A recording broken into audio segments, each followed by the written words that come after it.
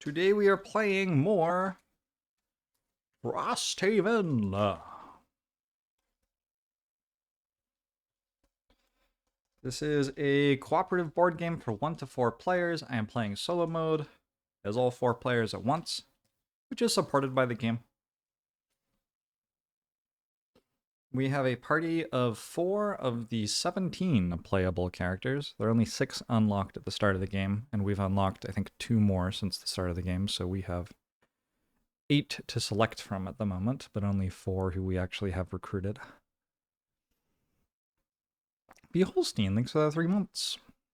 I redid the setup a little bit so you can see the portraits for the characters a little bit more clearly, and then you can also see the items that the characters have. Hat, armor, boots, the 2 hands, and then all of the small items with potion consumables and stuff like that. I know you probably can't read that, but you know, we're doing our best. Humanitan. Esports Godfather has been a lot of fun recently. I'll have to play more of that at some point. I don't know. I did kind of play a lot of it. Alright. The first thing I'm doing today is my internet went out. After I finished the 3rd mission that I finished yesterday. And I was in the middle of a town phase. So I did almost all of it already. I'm not sure exactly when my internet went out. I think I caught it like pretty quickly. The one thing I wanted to note is I bought a spyglass on my drifter, thinking that my drifter didn't have a helmet yet, but my drifter has an amulet of life, which is a head item, even though that's a neck item. So actually I can't do that, so I just undid that purchase. So my drifter has 1 medal sitting around for later. Hey, Chief Lee.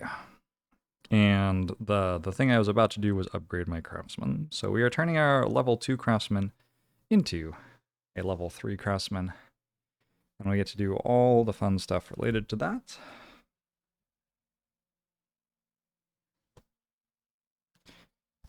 First things first, there's a bigger sticker.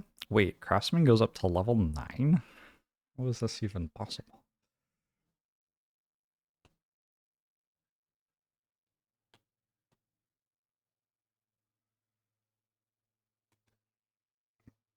Alright, here's a level 3 craftsman.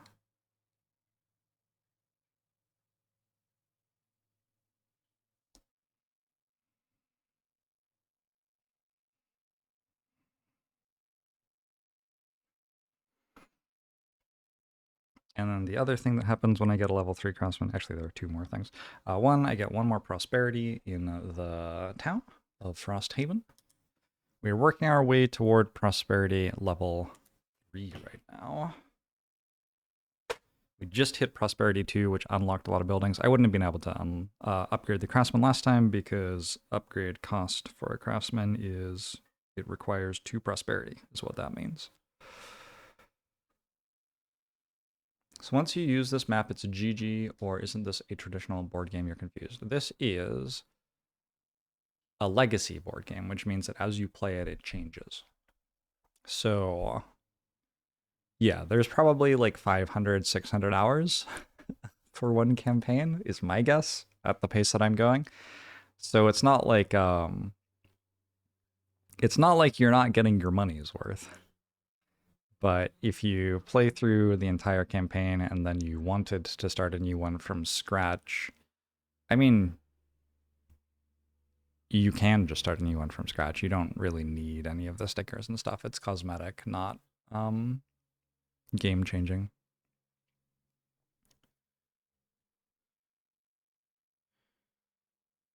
But you would not be able to do the stickers again.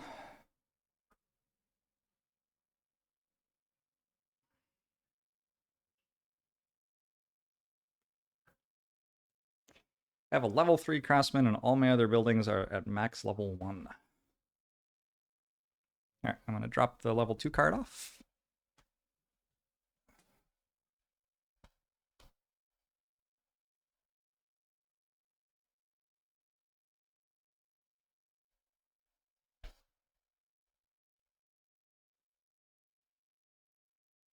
I bought the official sleeves for the game, and the one criticism I have is the filing system that I have for all the cards doesn't quite easily fit the cards once they're sleeved. The other thing I get on top of prosperity is I get to unlock some new items to craft. I'm not actually allowed to craft them at the moment. The building phase is after you do all the crafting and stuff. So buildings have, this is a better example, buildings have a daytime effect, which happens first thing. And then they can have this nighttime effect, which happens next, basically. So first all the buildings do their daytime effect, and then all the buildings have their nighttime effect. And then after the buildings all go, then you actually build new buildings. So because of that, my craftsman, I can't actually craft new items because we already passed the part where we craft items. However, add items 16 to 20 to the item supply, and we'll be able to craft them next time we're in town. I'm going to zoom.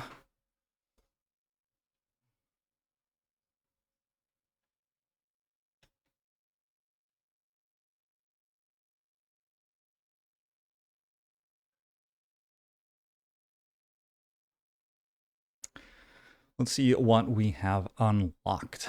You just ate an entire family-sized box of Oreos, and for some reason you don't feel good now. Wow.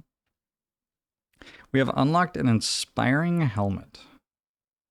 It looks like this requires item 2 to be built, which I'm guessing is the like crude helmet. During your turn, grant all adjacent allies 2 move once per mission. Cool. We have unlocked cured leather armor, which is, it requires item 4 and item 98 to craft. And the next 2 attacks targeting you, the attacker gains a disadvantage. We can use this once per long rest. I'm not sure I know what item 98 is. I assume item 4 is crude leather armor. But yeah, I'm not sure what item 98 is. We have rough boots. During your turn, add +1 to all your move abilities. These are slightly better than crude boots, which we already had, which are, by the way, item 5. So that's what you use to craft these. Item 5 and a hide. Crude boots, during your move ability, add 1 move. This one, during your turn, add +1 to all your move abilities. So instead of just going faster for 1 move, we can go faster for all of them. In general, like most moves, most turns you only move once. So like it's not that strong, but does it have to specifically be a long rest in order to untap items? A short rest will not untap your items. There are other ways to reclaim your items, but yeah, short rest will not do it. You can upgrade into other items. Yeah, it is very cool. We have a ringing hammer, which requires a variety of different things. During your attack ability, add muddle to all attacks. So this is a weapon which will confuse enemies if we hit them with it. Give them disadvantage on their attacks until the end of their next turn. And we have a well-strung bow. During your turn, add a range to all of your ranged attacks. All right. I could see that being okay, but bows feel very difficult to equip just because they use 2 hands. And you only have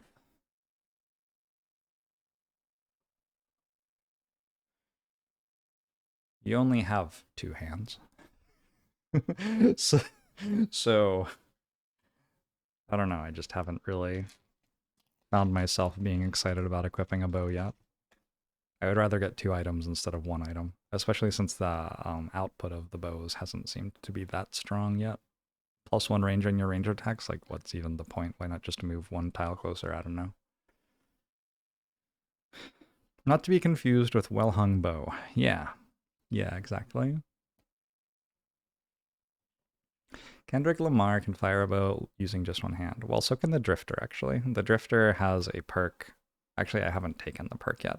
But my Drifter, if I did take the perk, would be able to bring one extra one-hand item. So we could have the two-handed bow plus a one-hand item. Alternately, I could just have three one-hand items, which feels better. If I might introduce you to the party, the Personae Dramatis Personae. There you go. Couldn't remember the Latin. Our party consists of Verna, the human, Banner Spear. So the Banner Spears were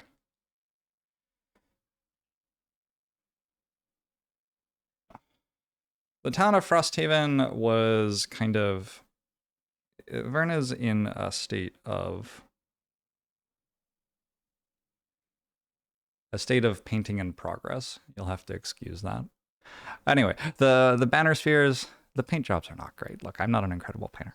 The Banner Spheres are human warriors. They came up to Frosthaven with the Merchants Guild, is my understanding, and then when the Merchants Guild upset the local Algox, who are like kind of like goatmen from Diablo, is my kind of vibe. The Merchants Guild all ran away, and some of the Banner Spears stuck around. Verna is interested in team building. Her personal quest is to read the names of 8 characters, or read the names of a character in 8 different. Read the name of a character in 8 different outpost phases. So far, we've had 7 outpost phases, and in 4 of them, we've read the name of a character. So Verna is halfway toward retirement already, actually. Retiring a character in this game basically lets you play a different one. It also like unlocks some stuff, and it gives you some persistent benefits in other ways. You think the paint job is good? Thank you. This is Sam the Drifter. This is an Inox Drifter. The Inox send their young out into the world for a year of exploration, and some of them just like it and don't come home. And that's what Sam's all about. Sam's mission is he is searching for the oak. There is an oak in the capital, which is said to be like the seat of divine power. But Sam has heard that actually the oak was grown from an acorn or something. Do oaks grow from acorns? I don't know. Which was found in the north. And so he's like, well, actually, divine power probably comes from that tree. So he's looking for that tree. In order to complete his quest, he has to find 8 lumber looted from missions, and then a quest line will unlock and we'll go on missions for that quest. And we're at 5 out of 8 lumber, so that could happen like today or tomorrow. Like that's actually pretty close to happening. The Erd tree, sure. Next we have our Easter Bone Shaper, Harper. I don't fucking understand what's up with Easters. Easters are kind of weird. This paint job, I actually, like, I will probably not improve this anymore at any point. This is as good as it gets. So the Easter Bone Shapers, the explanation given by the game is they used to be human, but then they like untethered from the plane, but some of them came back just like Kuz. I have no idea what Harper is doing in a level 1 Gloomhaven party. Actually, now we're level 3, but she used to be in a level 1 Gloomhaven party. Not sure what's going on with that arm. This is a bone knife. The bone knife's pretty cool. Harper summons skeletons. And Harper's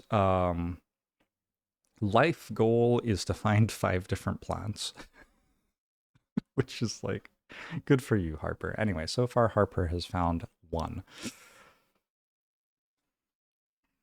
And then finally we have Lyle the Deathwalker. I don't know what the deal is with... Okay, let's see if I can remember. The Deathwalkers are... Valrath, I think? They are Valrath.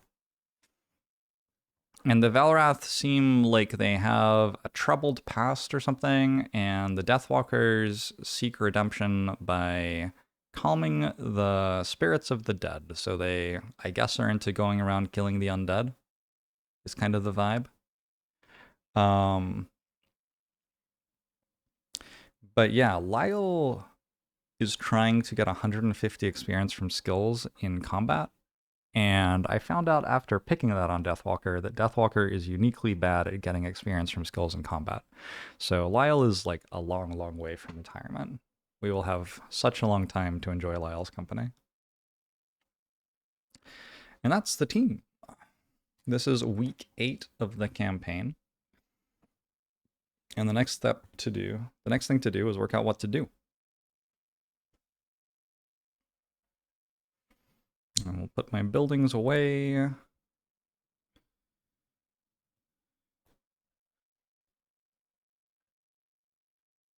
Three-quarters of my quests are the ones your starting party had. I feel like there are only like 10 starting quests or something. Like there aren't that many.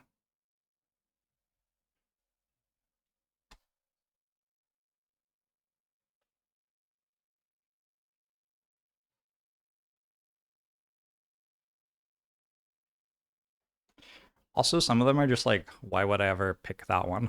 Like the one where you have to get a bunch of gold. Like, who cares? That's so boring. So,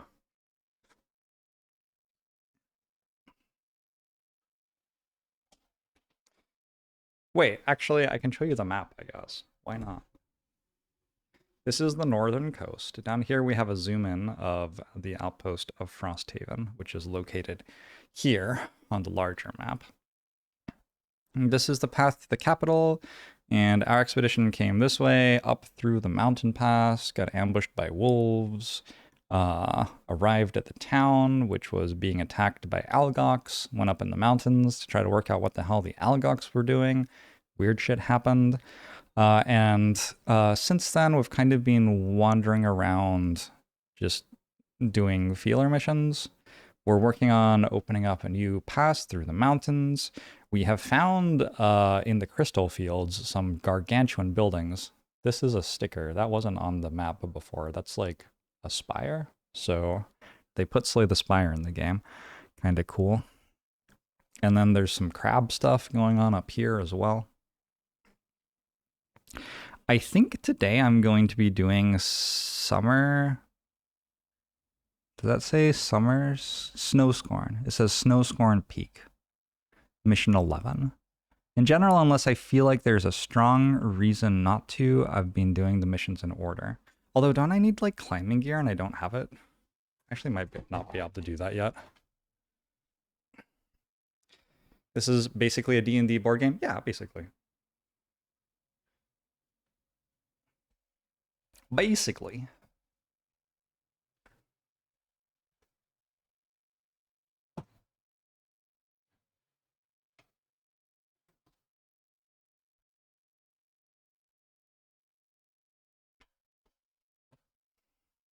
Let's take a look at this. I finished that mission.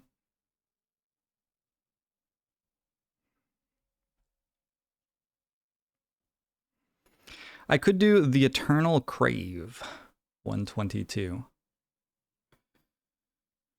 That one's for eating a hot pepper. It opened up a mission for me. Yeah, I need climbing gear to do mission 11. So I can't do mission 11 at the moment. I could do mission 12. I think what I'd rather do is let's go do the optional mission, the Eternal Crave, and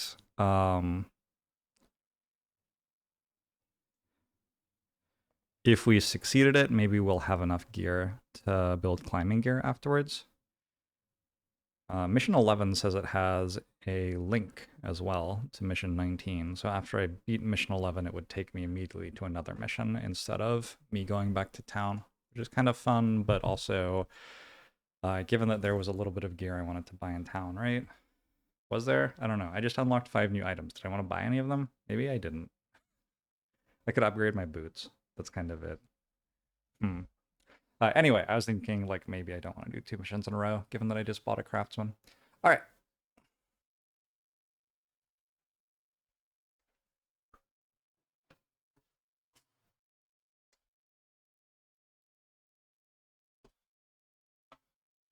So we're doing mission 122. I think is what I just said. I need to resolve a road event. It is still summer, so the road events are summer road events, which my understanding is these are a little bit less punishing than winter road events. It's early morning, and the sun is just cresting over the mountaintop as you head out into the main gate. To your surprise, no more than a dozen steps along the road, the fresh snow has been disturbed by an old woman clad in ragged clothes, dancing inside a strange circle of salt on the ground. You turn and look back up to the watchman in the tower. He gives an unconcerned shrug. Don't know where she came from. Don't know what the ritual's all about either. But she's been stamping and chanting since I came on duty at midnight. The woman suddenly sees you, a crazed glint passing over her face that boils into a rage. Bow before the winter gods! Leave before the winter comes or freeze to death in a white cold, she screams. Has she been harassing and threatening everyone who walks by? We can try to convince her to stop the ritual and leave, or get aggressive and do whatever we can to confuse the ritual and force her away. I think my general approach with this party to roleplay has been like Verna likes everyone. Sam is just kind of like a golden retriever, is my opinion of his personality. He just really likes finding sticks and doesn't care for much else. But like generally I've been playing him as sympathetic to NPCs. Harper kind of doesn't care and just likes plants a lot. Harper, yeah, yeah. Harper has like one passion in life, which is definitely driving her, and would rather just not be here because there aren't plants around at the moment. And Lyle's kind of just self-obsessed weirdo. So that has been how I've been role-playing this stuff. I don't think anyone in the party is really like get aggressive type of things. Everyone's either like nice or just concerned with their own stuff and doesn't care about you. So I think for this one we will try to convince her to stop the ritual and leave, the nicer option. I have been covering the other text, so we're not spoiling more than we have to. If I am intimidating, I don't need to talk. My appearance alone has the desired effect. As I approach, she takes her things and quickly hurries away. Looks like you scare her more than those winter gods. Am I intimidating? I have a Deathwalker, not intimidating. I have an Ether Bone Shaper, who is intimidating. All right, cool. So I am intimidating. I thought the Drifter would be intimidating, but actually it's the Bone Shaper. I guess you're a Necromancer or whatever. Looks like you scare her more than those winter gods. All right, gain 1 morale. Yes, Rob. So morale helps for defense of the town, and I'm now actually above my starting morale. Unlike my second week of this game, the mission I played, I lost in a kind of cheesy way. And then I went back to town and it got attacked by crabs or something, and all of the buildings got destroyed. And so it wasn't a very good week 2 of the game. But since then we've been recovering nicely, and we're up to 5 morale in town, which means that when we are defending the town, we now have a +0 modifier on rolls instead of a -5, which seems good. I just noticed if I get to morale 20, I get to read a section. That's kind of cool. All right.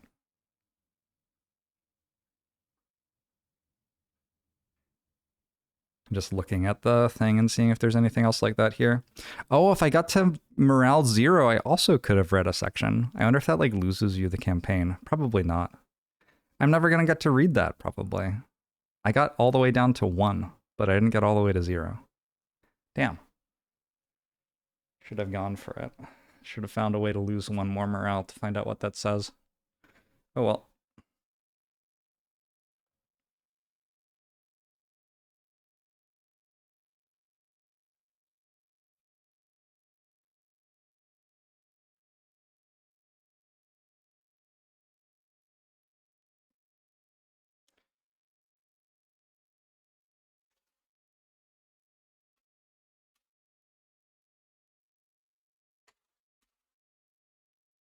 Scenario 122.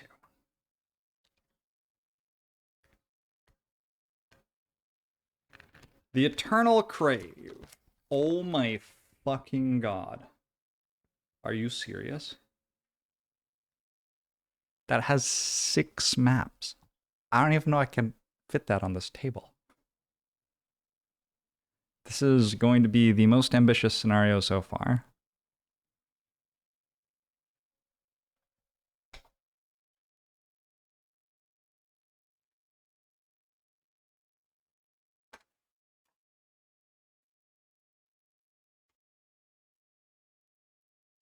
Set up map tiles for the scenario.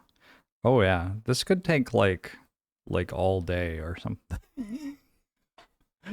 Okay. This has 2 designers and a writer. Oh my god.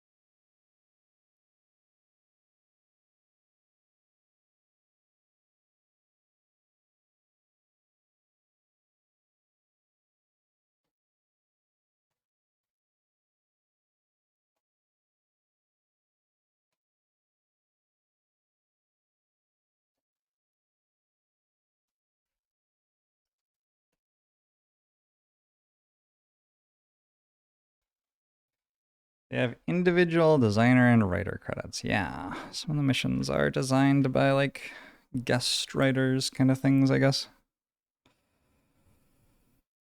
All right, this is going to be a lot. So we start down here.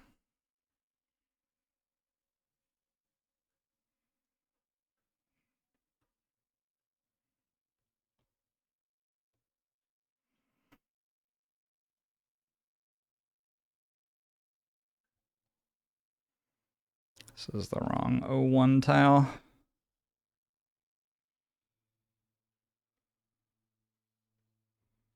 Oh? Does this even work? And then 15C up there.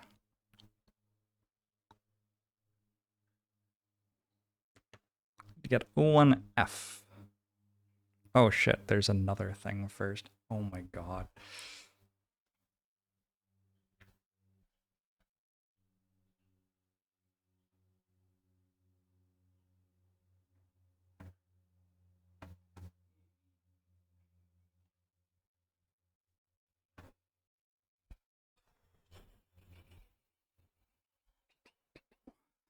So I think how I'm gonna do this is this stuff's up here. No. This stuff's up here. I'm just not gonna place it on the table yet. And when we get that far, we will have to move some other stuff out of the way. I don't quite understand how this is placed. I guess like that? I guess so. It doesn't actually connect though. Like there's no thing.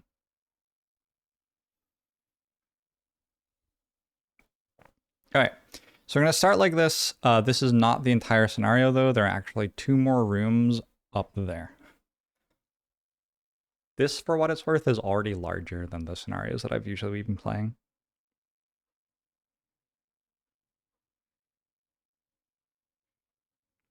Holy shit, what the fuck? I just read the special rules. Retrieve all monsters for the scenario. Alright, so we have to retrieve Frozen Corpse, Ice Wraith, Polar Bear, Snow Imp.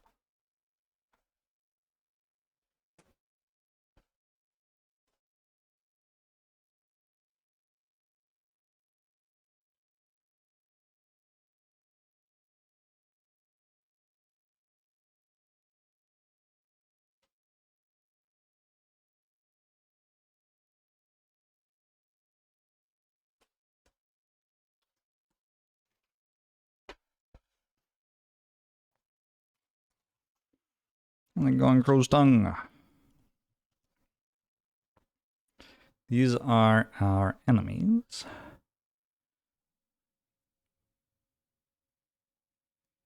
Retrieve all overlay tiles. Set up the first room of the scenario. We have some ice spikes in here. We have a large ice tile. Sorry, where do we start? In K? Oh. I thought we started at the bottom. We do not. We start up. Oh my god.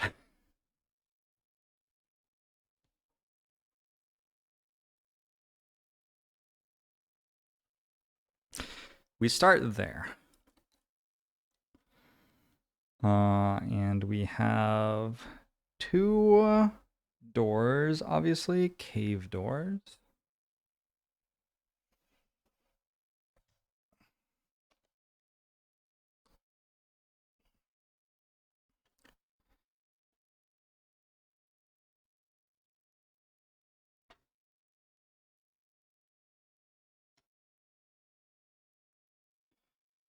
We have a piece of large ice.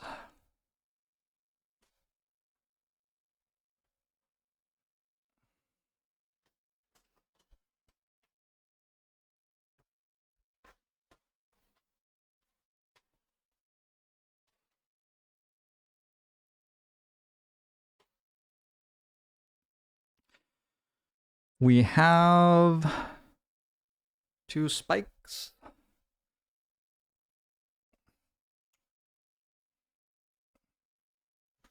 We have, for some reason, the letter A.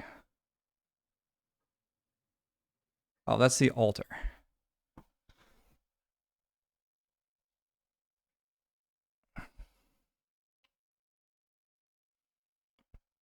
I feel like shit's about to get completely wild. Okay. That's the room. There are no enemies in this room.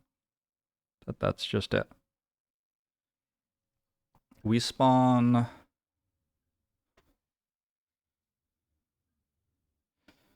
along this side of it.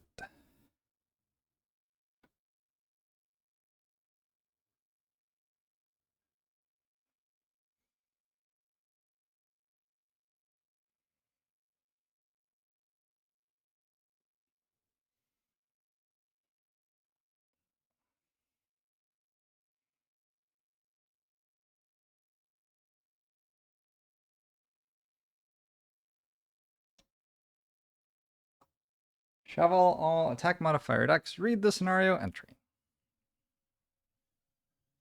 This scenario is complete when the hungry maw is dead. At the end of that round, I will read 11.2. Alternately, the scenario is complete when the mammoth bark, axe nut, and fire pepper are combined and stirred in the pot. Warning, this route requires solving a challenging puzzle.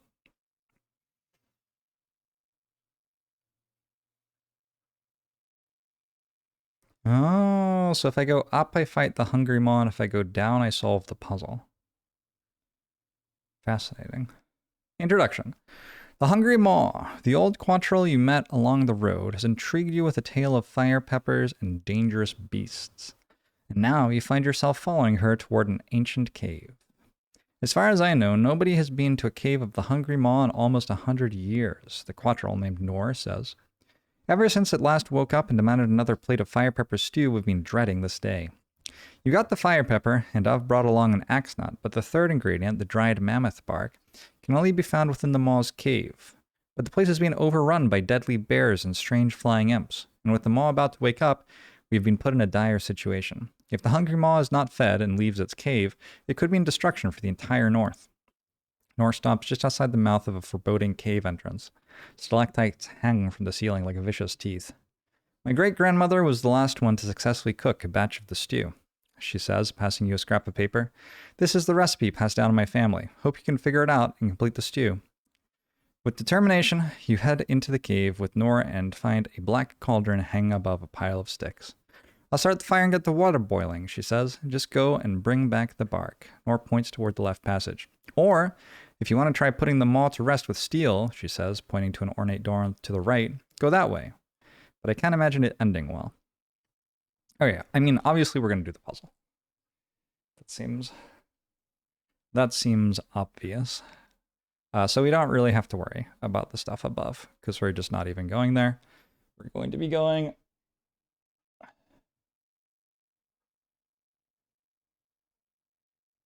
that way.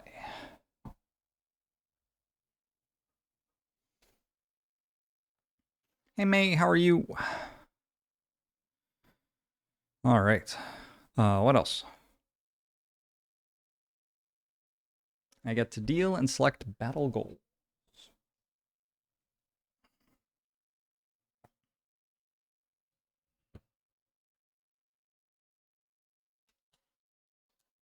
So,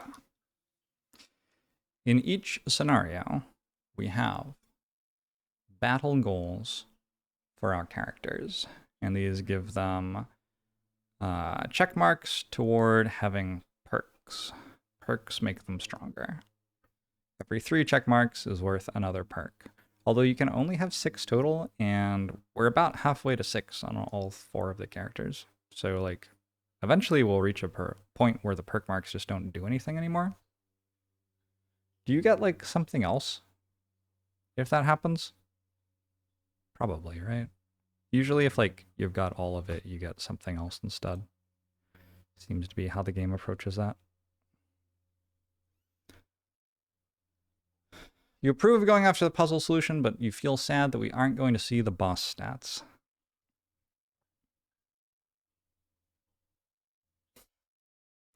We might fail the puzzle and then fight the boss and, you know, fail to fight the boss and then go to a different mission.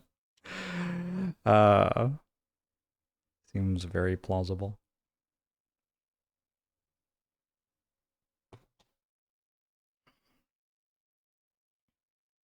Cool. Cool. I put sleeves on the cards and now they are slippery. That's awesome. All right, so first let's look at some battle goals for Verna.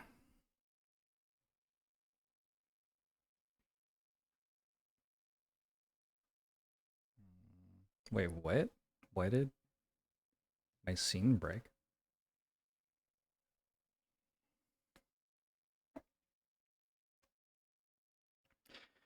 Bert? It's a second tech issues apparently.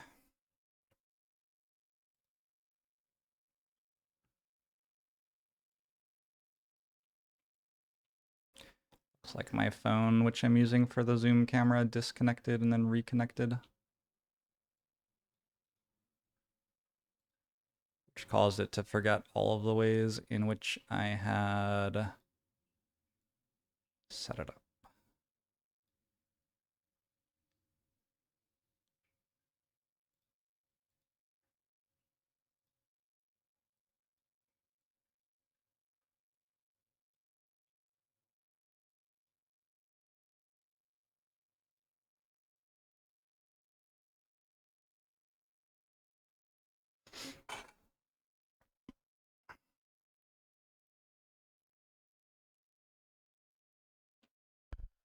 Close enough. All right. So, Verna has a choice between Specialist, never perform a basic action, or Assassin, kill an enemy before it takes its first turn, or Egoist, collect more loot than any other character. I think Verna has done Egoist the last 2 missions already. And if I take it here, I would do 3 missions of Egoist in a row. Let's try Specialist. I'm a little bit concerned about our ability to move far enough. But that's okay. We can take cards with good moves on them. So that's Verna's goal. Next, let's look at some goals for Sam. We have Recluse, never end your turn adjacent to any other character. We'll get 2 check marks because we have 4 characters total. Or Closer, kill the last enemy to die in the scenario. Or Pincushion, be targeted by attacks from 3 or more enemies in the same round. Sam's our tank. If anyone's getting attacked by 3 enemies in the same round, it'd be Sam. I think that's a pretty easy pick.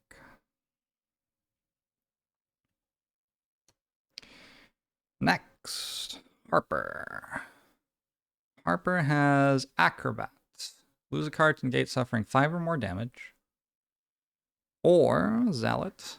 Have 3 or fewer total cards in your hand and discard pile while also not exhausted at the end of the scenario. Or Optimist. Remove a negative condition from yourself or an ally 2 or more times.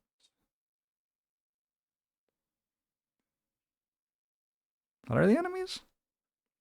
Do these negative condition me? A little bit. Wounds. Polar bears wound you. Alright. Yeah, we can probably do that. Means I'll probably want to take Transfer Essence, which is our healing card for that character.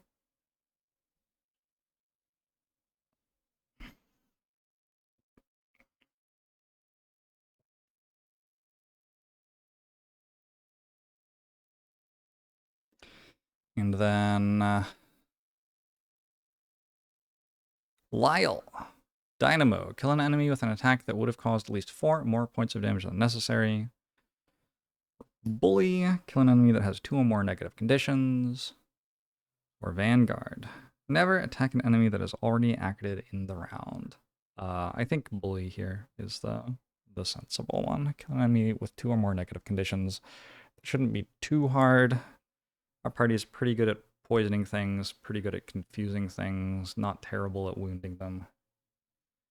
Should be conceivable to put that together. They sure didn't make Frosthaven less involved than Gloomhaven. No, more. Frosthaven is Gloomhaven plus more. Next. Build the loot deck.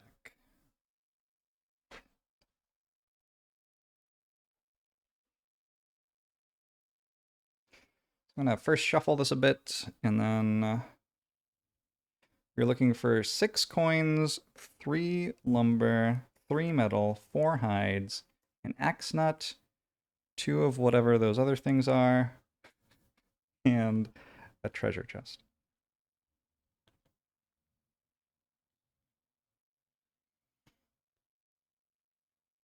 Is this better than ASMR? Good. You know, I spent a lot of time when I was setting up the board game setup trying to make it so you could listen to like the die roll and the cards going, like that card noise.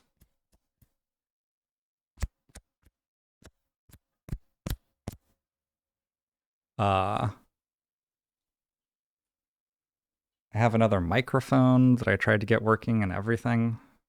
I put a decent amount of effort into it. I'm glad you enjoyed the vibes that I ended up on. But that was a goal, for it to just be kind of chill vibes. 5.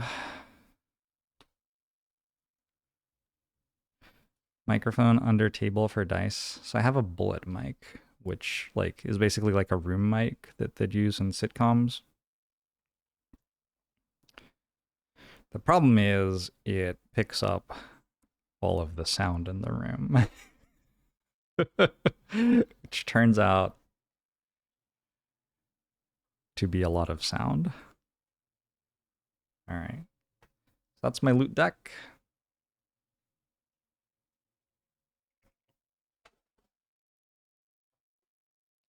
I honestly don't know what mic arm this is. I would have bought it like 4 years ago and just bought one of the top ones on Amazon. It's not my preferred mic arm. It's something that I had lying around. I much prefer the mic arms that have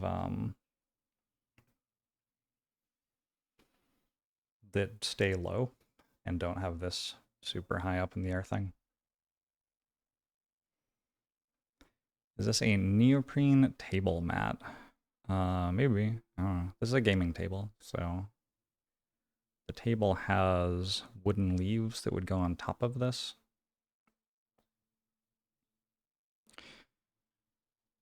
But like, this is raised right here.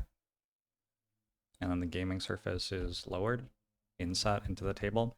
So you'd put stuff on top of it here, and you could turn this into a dining room table while leaving the game set up underneath it. Some of the pieces are probably slightly too tall that have to lie down, but that is... Yeah, I think I'd have to lie down the character models. But that is the general idea of this table. You have the same table. I think there are like a few similar models. Like a lot of... Cool.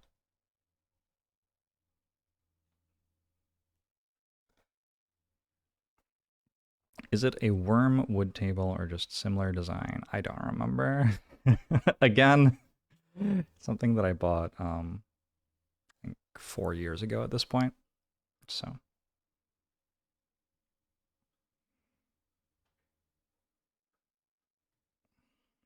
there's the loot deck setup.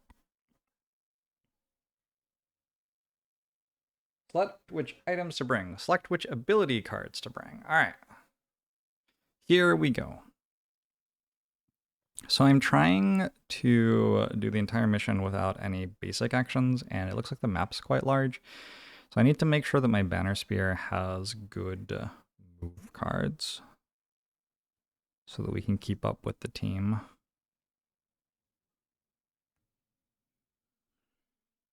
Head of the Hammer is a new card from leveling up to level 3. Okay, so that's like, what, like 16 move per rest or something? Pinning Charge is a relatively new card and does really good damage in a 4-player party with a summoner. 1 extra damage for each ally adjacent to the target. Let's actually zoom more on this part, I guess. At all costs tends to be a very good card because Charles Reinforcement on the bottom half, we can do that once per rest. It gives us experience, and also Charles Reinforcement can tank a hit for us, which is just like fine. It is fine for a card to be used to tank 1 hit, in my opinion. Rallying Cry for the Banner of Strength, I think, is pretty good. You can get 2 more cards. Javelin tends to be reliably useful. And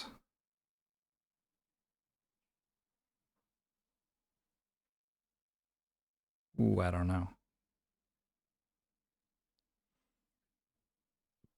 I think I'll go for a regroup.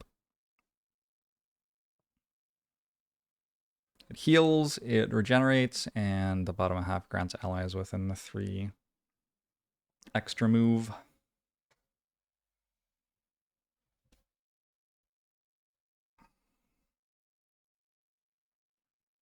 Just make sure that this is 10 cards. 1, 2, 3, 4, 5, 6, 7, 8, 9. Oh, that's only 9 cards. 3, 4, 5, 6, 7, 8, 9. Oh, I got 1 more.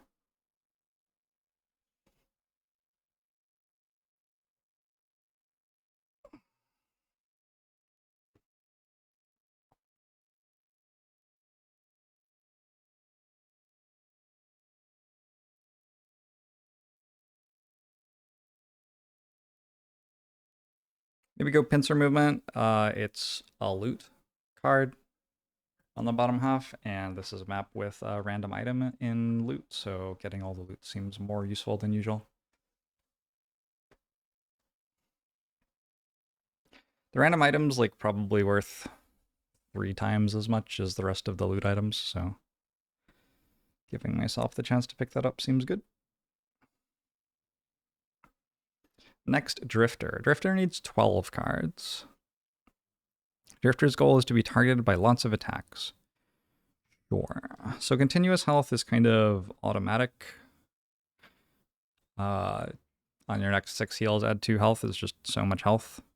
Like draining arrows a lot of confusion, good move card. I like Fiery Barrage a decent amount, although I've never actually used the top half of it. I got this on my last level up, so it's only come for 1 mission.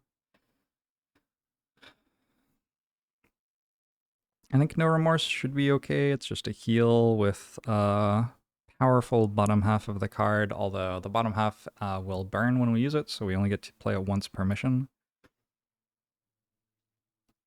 Unbreakable seems okay. Moving a character token backward 1 slot into 2 person's abilities is not awful when we're resting, and the bottom half of it giving us some shield is actually kind of nice. Bloodletting for some damage. Fortitude for some damage.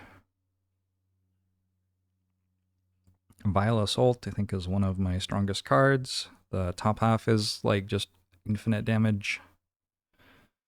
And the bottom half is a move that heals me, which is great, especially combined with extra 2 health on moves, or on heals rather. Shockwave. Shockwave makes my melee attacks do splash damage, which I think is good. Crushing Weight makes my melee attacks do +2 regular damage, also good. We go Deadly Shot for a big move card.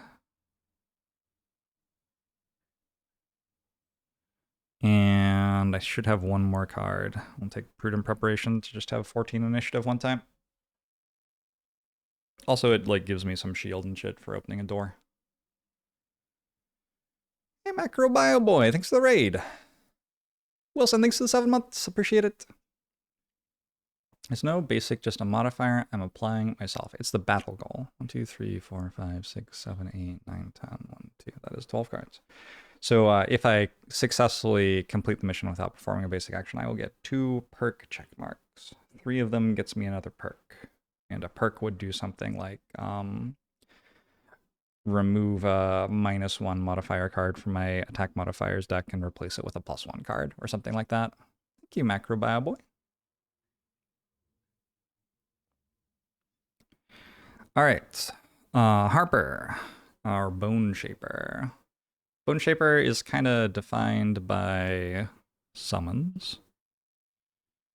So we have Returned Servant, Damned Horde, Life and Death, and Grave Digging, all of which just make skeletons. And I also have Angry Spirits, which makes a Wraith. So that's 5 cards straight away.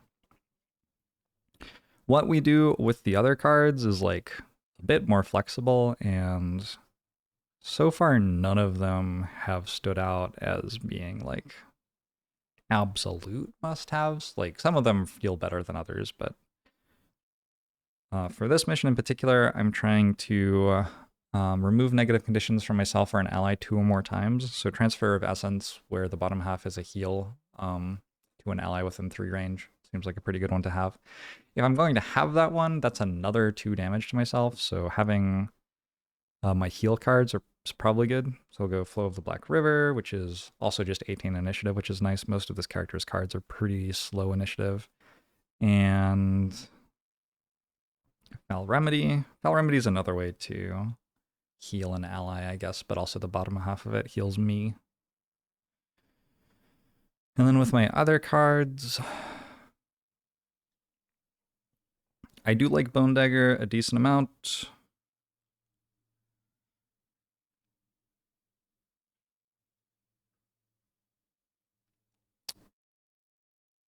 Generally, having good bottom halves of cards while you're playing the top half of all your summon cards has seemed pretty important to me. And Bone Dagger has a decent bottom half of the card.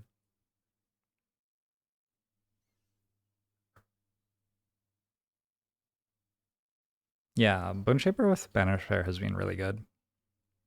I'll go for Dark Tidings, I think. It has move 4 on it. And the top half of the card is certainly not irrelevant. I don't actually know what Ice Wraiths do. I guess I'm looking forward to finding that out.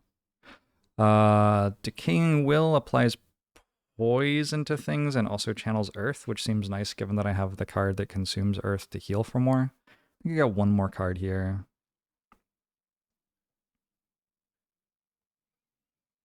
I'm gonna go for Eternal Torment, which curses something at 5 range and gives a summon adjacent to it and attack.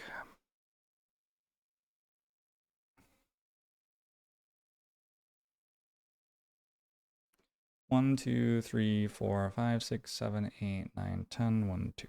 Nice.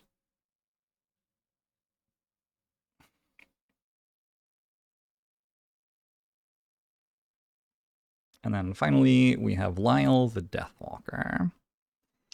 So the Deathwalker is built around shadows. Shadows get used to basically fuel almost all of these cards. So the bottom half of Call to the Abyss, place 1 shadow and a hex within 2. That's kind of like where we're starting. And then we're using that shadow to do some stuff. Eclipse is also very strong for enabling this. Place 3 shadows and hexes within 3 range. And then the question is, what are the other 9 cards? Because this character gets 11 cards. So, yeah. Strength of the Abyss, I've been tending to like.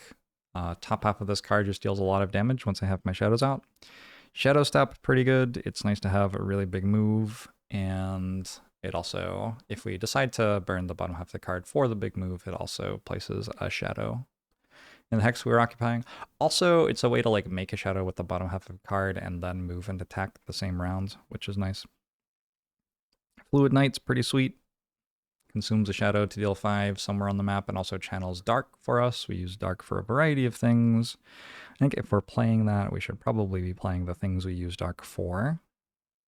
So, Forceful Spirits is an attack for 2 to 2 targets, but with Dark it becomes 3 to 2 targets. And Call of Doom deals 1 to all adjacent enemies and confuses them if we have Dark, but we perform the actions as if we were occupying a hex with a shadow instead of from the hex that we're actually on. Somebody wants to kill a thing with 2 statuses on it, so let's take Lingering Rot. Probably want it anyway, but also the bottom half of it just moves 3 and poisons something. And Anger of the Dead is a way to wound some stuff. 2, 3, 4, 6. I think I got one more card.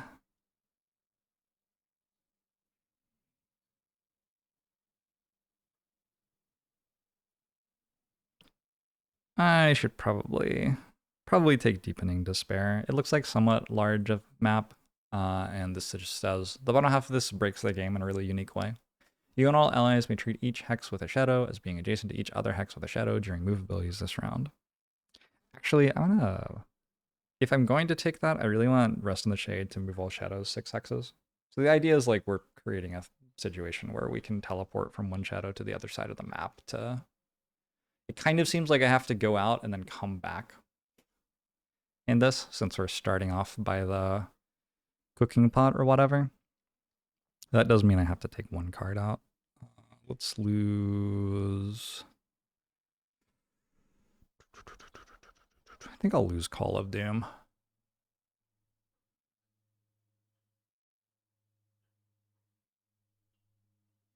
So little guys, everything's for the 66 months. Appreciate it.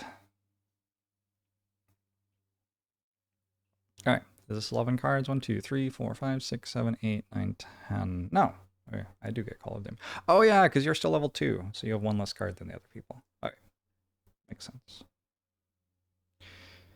So those are my loadouts for the mission. I'm doing this a little bit differently from how I'm used to in terms of like where the cards all are, so bear with me if I get confused or if things don't actually fit how I'm hoping and I have to rearrange. I just start playing now, yeah? Yeah, it's time to start playing. All right, cool. Um, so I want to open that door. Do I want to do it this turn? Maybe. Also, I have to think about like where do I actually want my characters? I think you here?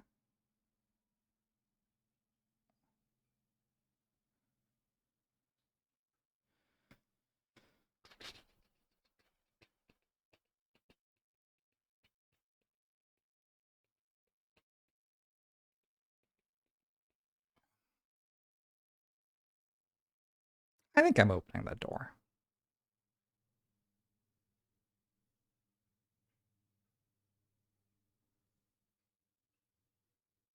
Yeah, I think so.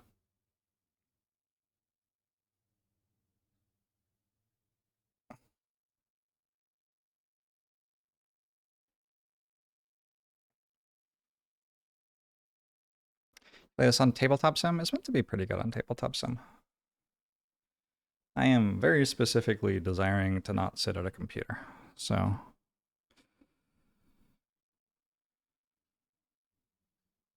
I guess the problem with opening a door is,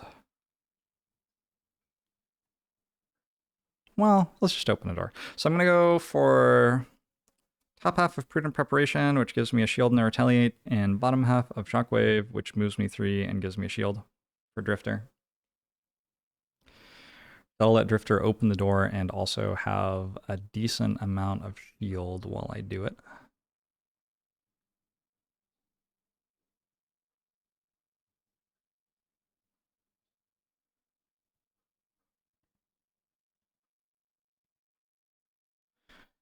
I don't know how to get through the door. In this game, you play all of your cards, and then you have to rest to reclaim, and you lose 1 card when you rest. And so you are limited on how many turns you have. Sitting around for a really long time at the start, setting up perfectly, has some issues with it. You're going there. Bring you up. Yeah, I think I'll just like move 3 with Lyle. Or even move 4, sure.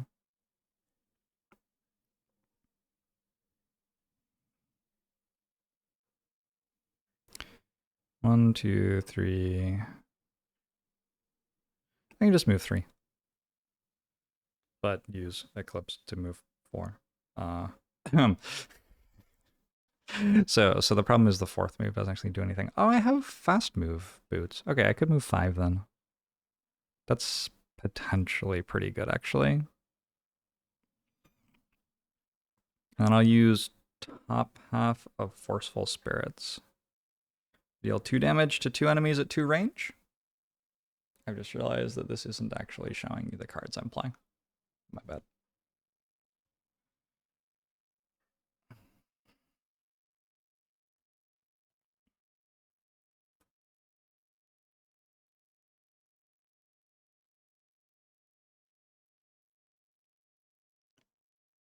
Would I recommend Esports Godfather?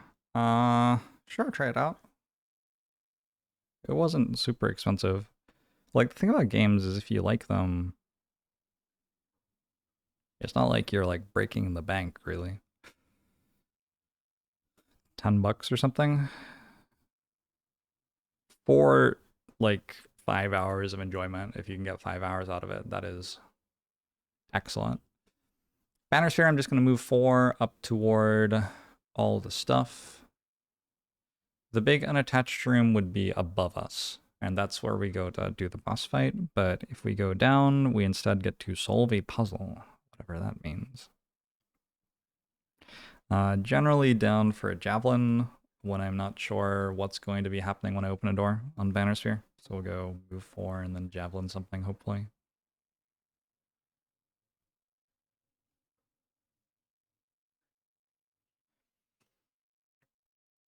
And then Harper will start summoning.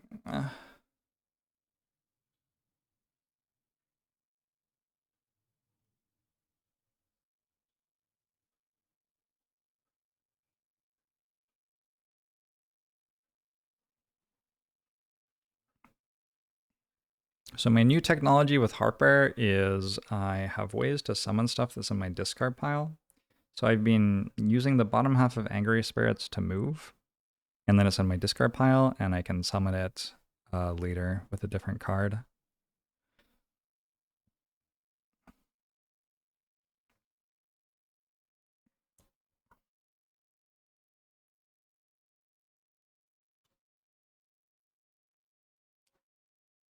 And I can summon a Shambling Skeleton with Life and Death as well.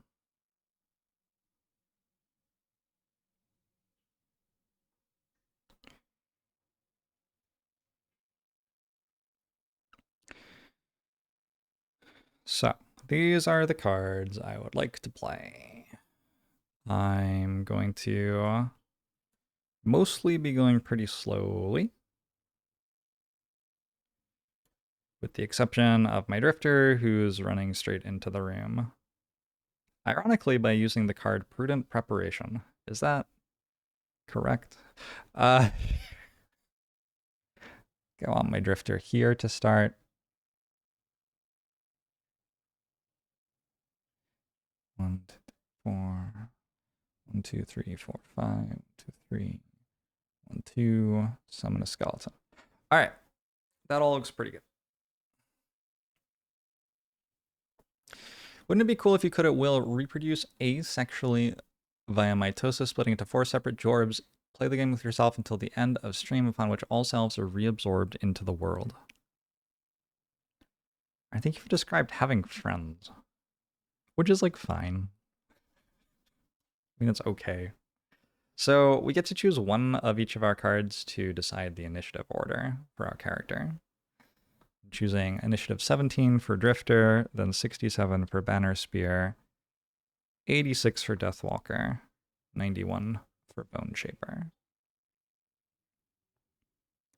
And there are no enemies right now, so all there is to do is we use the bottom half of Shockwave and open the store.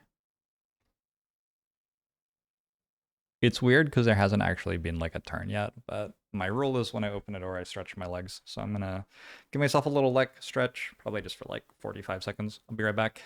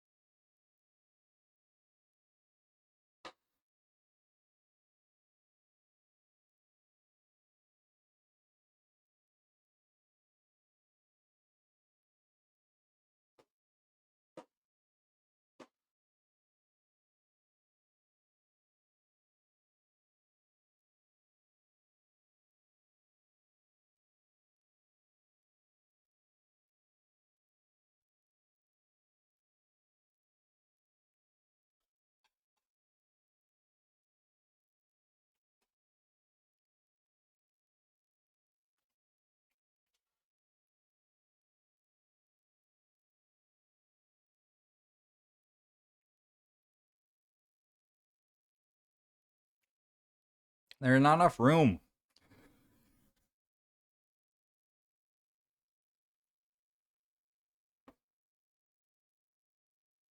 I need more tables. Twitch shop, buy me a table.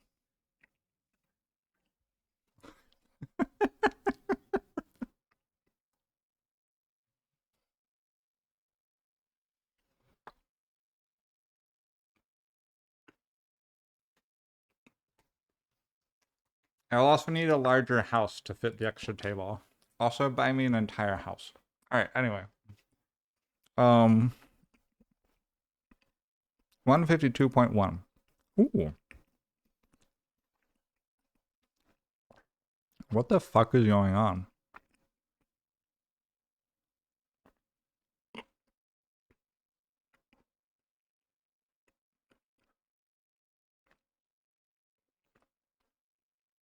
Wow. Okay.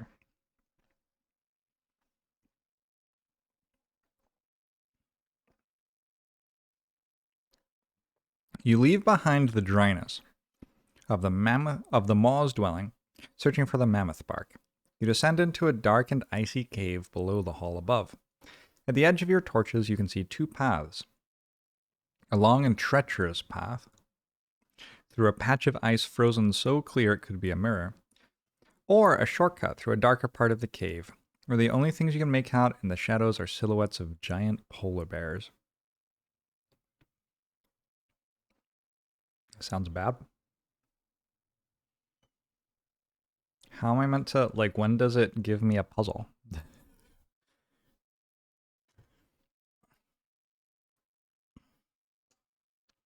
So far, the only puzzle seems to be working out how to navigate the map. I'm sure we'll get there. So there are 3 imps here. Imps are going to be represented by the purple bases. This is just a regular non-elite imp.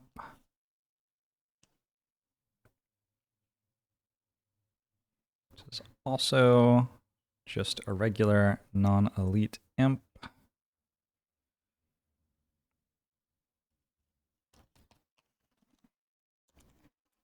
This is also just a regular non-elite imp.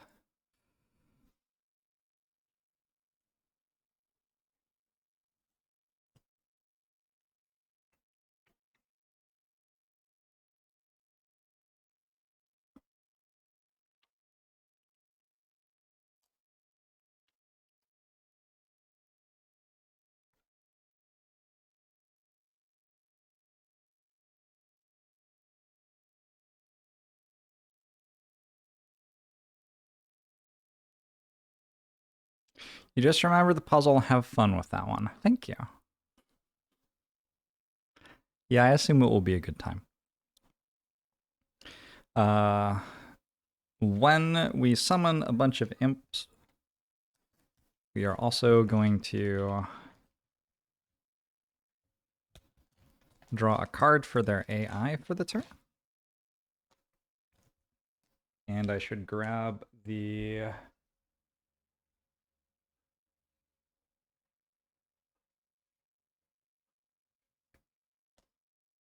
enemy's card for them.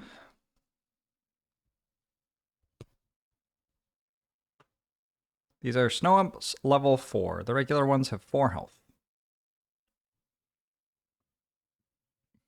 They're certainly not the most dangerous enemies.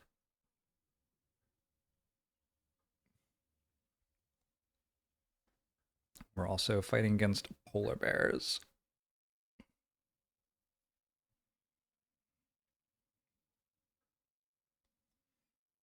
Fuck, I'm out of space. Maybe over here? Move the bases out of the way?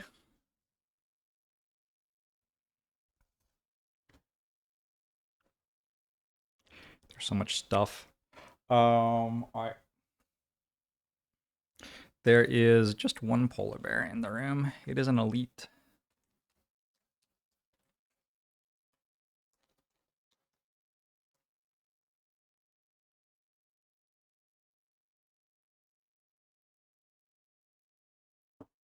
Polar bear will be a red base.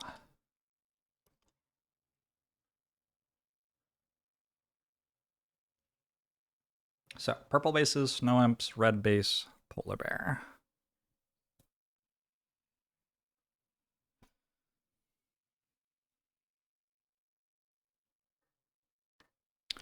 Am I better at man than your group doing this without the app? I just really like it. I just enjoy it a lot. So that's why I do it. In fact, it is part of the appeal. It's kind of like probably a Bob Ross kind of situation. Like, the point of painting is to paint. And it wouldn't be like a win to work out how to paint faster, really. Anyway, I don't know. Maybe it is a win to work out how to paint faster because you get to paint faster. I didn't actually watch Bob Ross. He seems like a nice guy. I think he's dead. Rest in peace.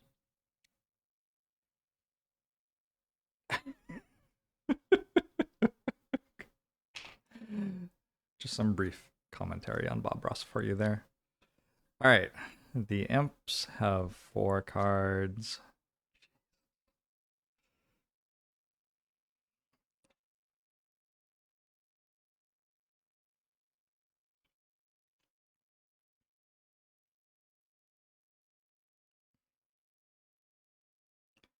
All right, I'm actually gonna take this sweater off because the sleeves are gonna knock things around otherwise.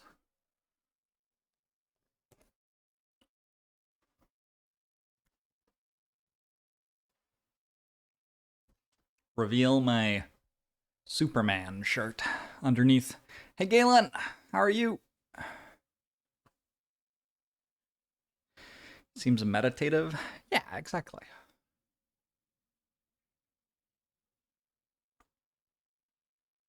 Zephyr, got you a sweater. Ooh. Okay, I think that it didn't land quite where I wanted it to, but I think that's okay. Okay, there are also a billion other things.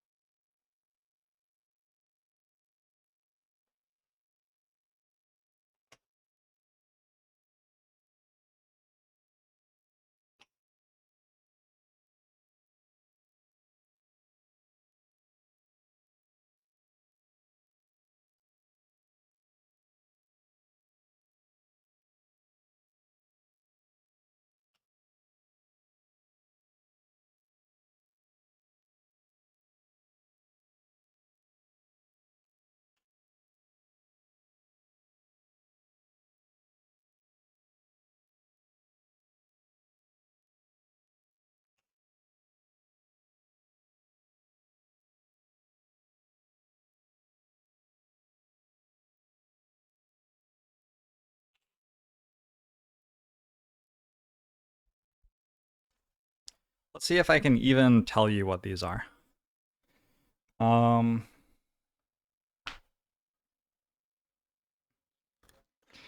The ice spikes are hazards, but it doesn't say that they are any particular type of hazard. The ice spikes are these. I think if it's no particular type of hazard, that means that standing on it, it means that entering its hex deals me 3 damage.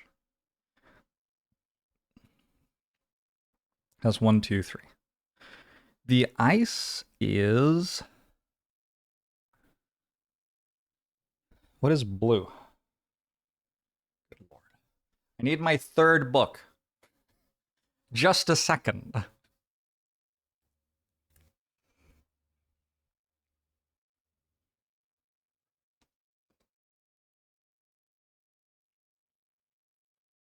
It's icy terrain, which is new in Frosthaven. If any figure enters an icy terrain hex except when teleporting, flying, or jumping, even if the jump movement ends there, that figure is forced to move 1 additional hex without spending a movement point in the same direction as the movement that caused them to enter the hex. Oh, you slide over it.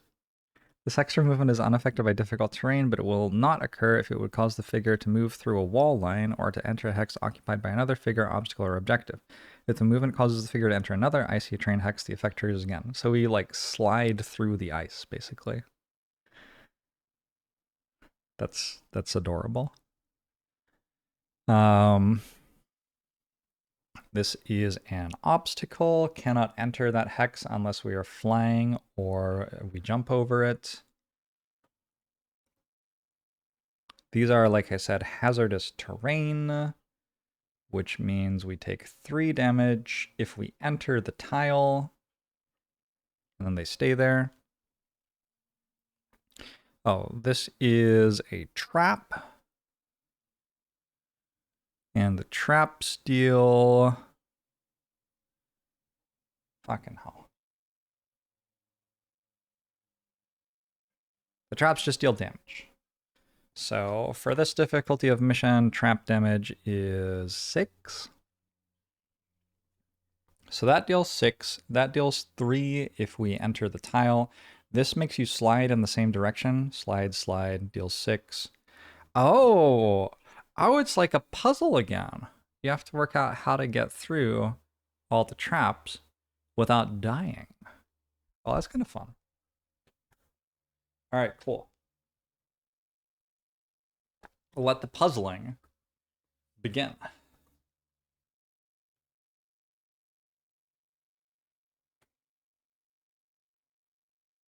And then once we are through this room, we can either open door 3 or door 4.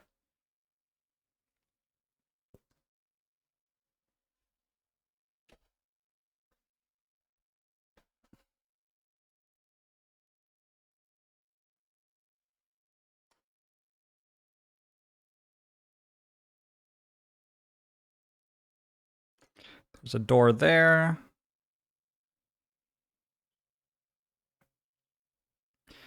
There's a door here. Like I said, this map piece doesn't actually connect to the other pieces. It's just being placed on them. So if I were to jostle the table, those would like fall off. Anyway, all right, we're into the room. So I've used 2 of my 3 moves so far. Oh, I also get to find out what the enemies are doing now. I have a D8, which I'm going to roll, and we are going to find out their moves. So the polar bear is going to use full force. It's going to attack for +1 damage and like basically mini stun, make somebody unable to use their items. However, it's not moving, so it's actually just going to stand still. The imps, 5. The imps are using restoration, which moves them toward me and heals something. The polar bear goes first, and then the snow imps, and then all the rest of my team.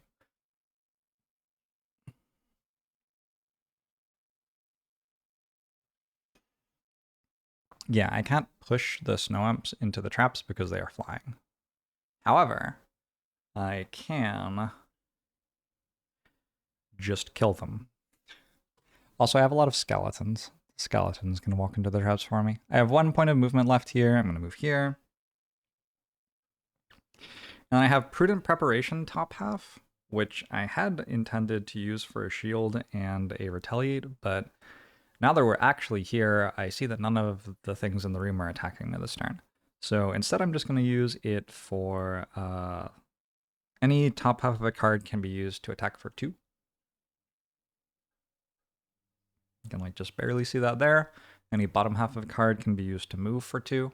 This is just always available on cards. So I'm going to attack the imp next to me for 2. In order to do that, we need to shuffle our modifier deck, and then I'm only shuffling it because I didn't shuffle it at the start of the scenario, I don't think. And then we draw a card. Our base damage is 2, the enemy has 4 health, so if we get a +2, we kill it.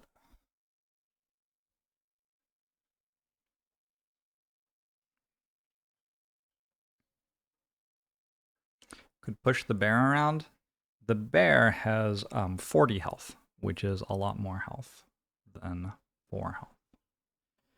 I got a +0 and 3 pierce and redraw. So if it had shield, I would be getting through the shield now. It doesn't have shield though. Imp number 1 has taken 2 damage and has 2 health left. Alright, now their turn. The polar bear uses full force.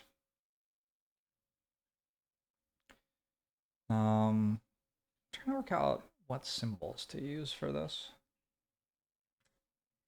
Let's use. I'll put 2 on it to show that it's being used. There's also an E and an F actually in this room, but it isn't explained what they are.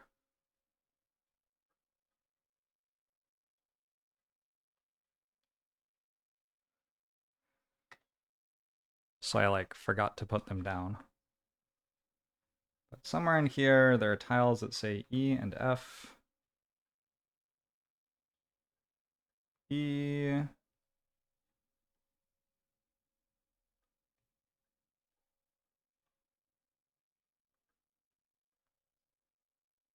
F.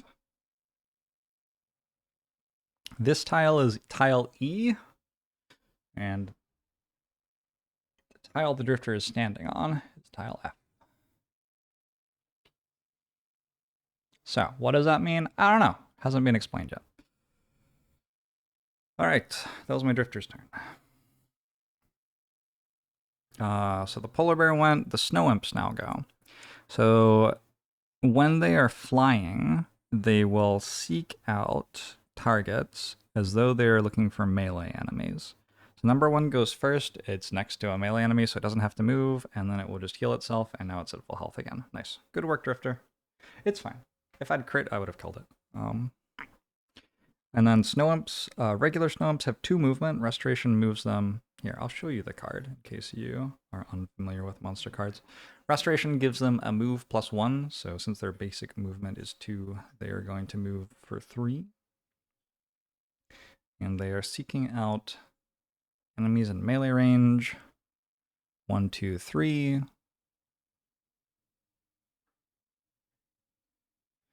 1, 2, 3, I think is fine. And it's my turn. So,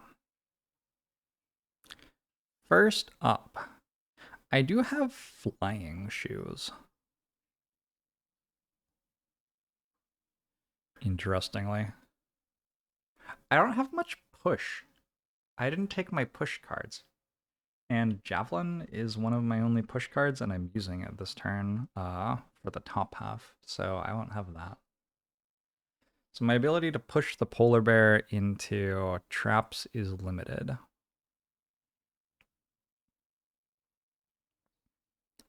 Also just kind of hard to push into traps to begin with because of how it's standing.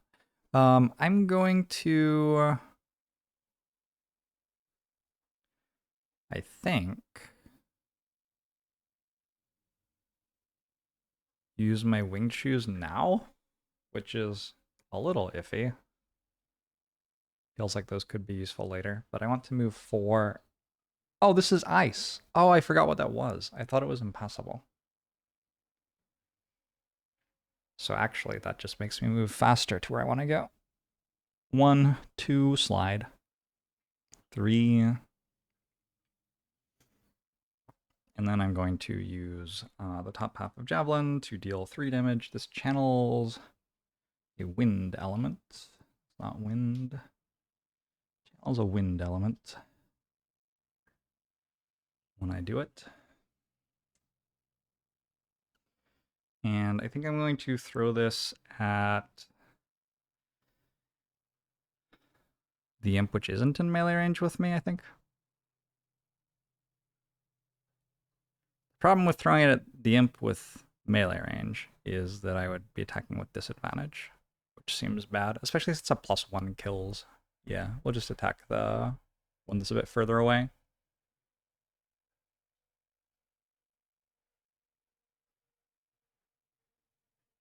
You think I might like this game?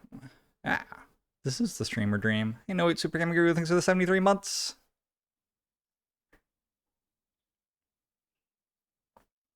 Am I winning? Most of the time.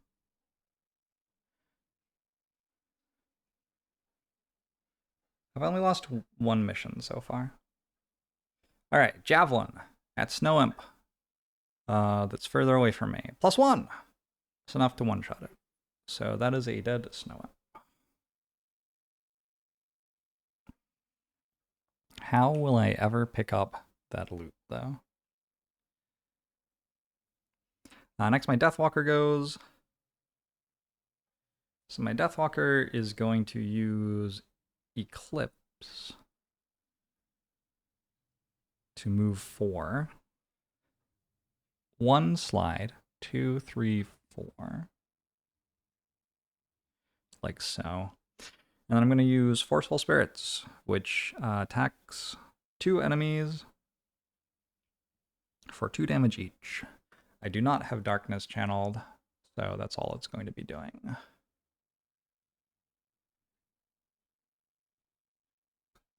It is a ranged attack as well, so I can't use a Poison Dagger on it. If I wanted to poison the polar bear instead of doing this, I could. I could just do a melee attack at the polar bear and poison it.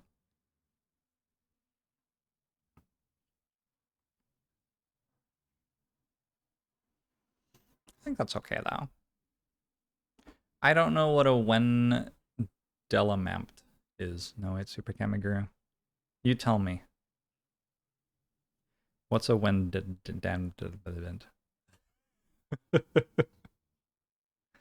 All right.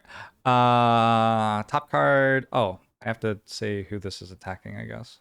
Well, since I didn't specify, I think we go off regular rules, which is it's against the polar bear. So the polar bear is with disadvantage too. That shouldn't be in the deck. I didn't take the -1 cards out at the end of last scenario, I guess. That's okay. When I draw them, I will remember and fix that. Because they have stars on them instead of the number. Here, I'll show you.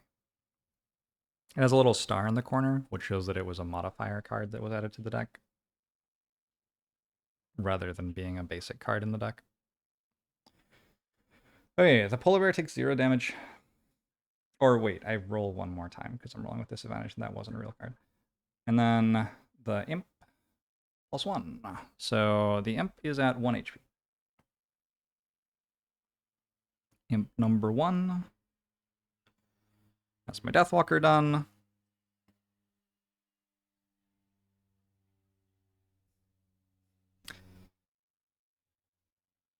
And then, like I said before, I'm going to use the bottom half of Angry Spirits to move with my Bone Shaper, just to put it in my discard pile, basically.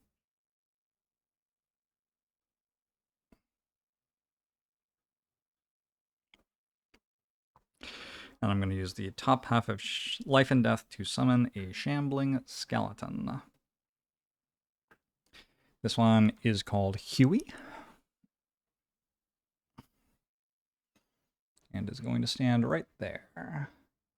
When I do that, the card goes in play instead of into my discard pile. But with skeletons in particular, they're kind of unique among summons. Well, not, I guess, unique, but a lot of summons, you never get the card back. With skeletons, when they die, the card goes to your discard pile. So if that dies, I can summon it again later if I reclaim from my discard. Do we mourn the snow imps or assume they were up to no good? They are enemies. They're definitely enemies.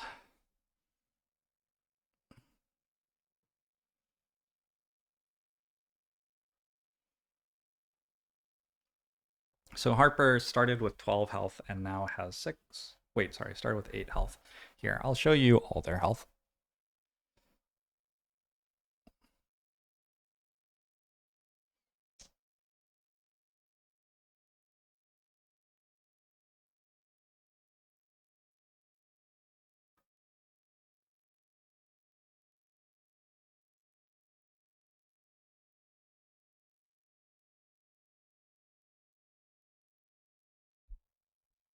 That is our team's health. Harper also gets 1 experience for summoning the skeleton. The skeleton card deals me 2 damage, but gives me 1 experience. Worth? I don't know. It also gives me a skeleton. Probably that's the most relevant thing. All right, we begin round 2. Which means that our air element that we channeled is now waning instead of strong. If we don't use it this round, it will be gone. We have to decide what to do. That is a large polar bear. Somehow regular JORBS is outpacing 1.5x JORBS. Crescent method. You gotta up your stream watching game, I guess. We've got a bit of a traffic jam here, don't we?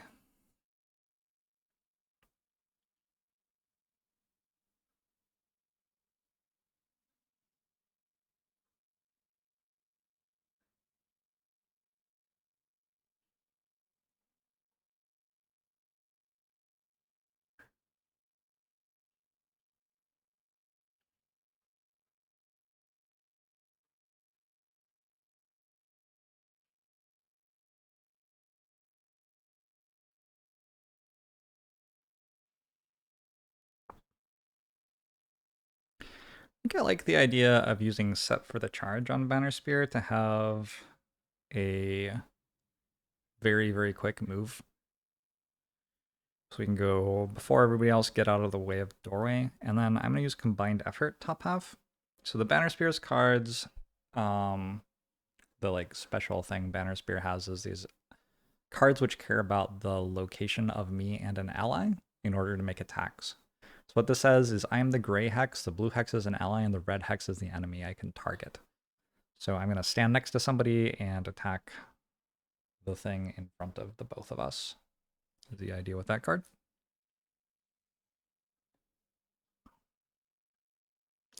Unfortunately, I did not think to bring the card which lets me push things around when I do that. Well, I will. Well, I will. Well, I will. Well, I will. Excuse me. Yeah, my party is very bad at pushing enemies, actually. So Imp 1's at 1 health.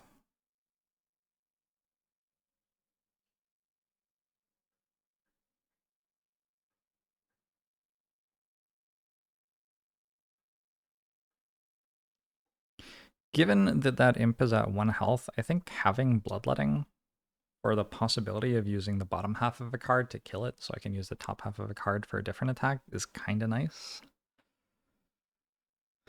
The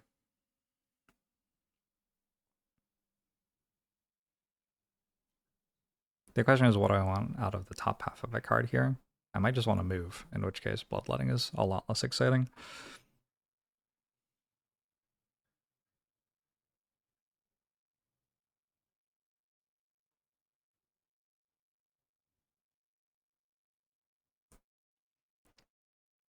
I'm going to go for Draining Arrows, which has 3 targets at 2 range, so unfortunately I'm only hitting 2 targets, unless the imps move first and run toward me. But it confuses stuff. So we can confuse the polar bear with this and give it disadvantage on its attack is basically the idea. And it lets me move at 23 initiative, which isn't super quick, but moves before the polar bear sometimes. Also fails to move before the polar bear sometimes. Are you allowed to flip the direction of the formation cards? The last one says if you have an ally in front of you, you can attack the enemy to the left. Could you also target one to the other side? You have to be... no. The answer is no. You have to be in the gray hex, and the ally has to be in the blue hex. I think that's what you were saying. However, you can like rotate the card however you'd like. So you could put the card upside down if you wanted, but you'd still need you to be in the gray hex and then ally to be in the blue hex. Can rotate it, but can't mirror it. Yeah, that sounds probably right.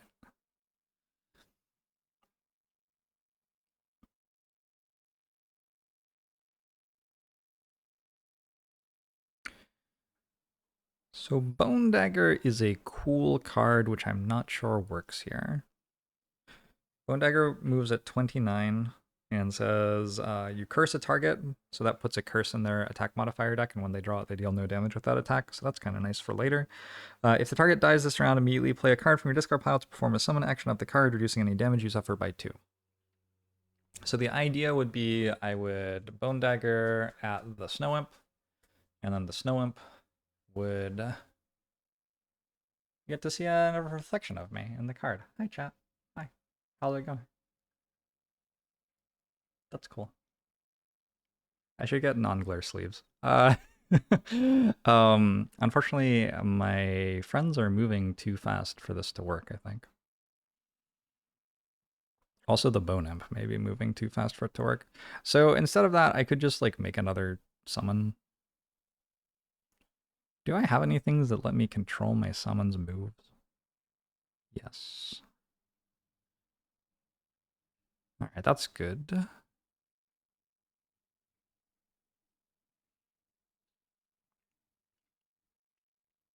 And it's at 1. I'm going to use Flow of the Black River. Flow of the Black River does a lot of things for me here. One of them is it lets me move at 18 initiative, which is good, nice and quick. Another thing is it lets me grant one of my summons a move of 2, and I get to choose where that summon moves. That's going to be useful because I'm going to tell my summon to walk into a trap and die. Sorry, summon. It is what it is. Also, let us perhaps summon a returned servant. So just another skeleton.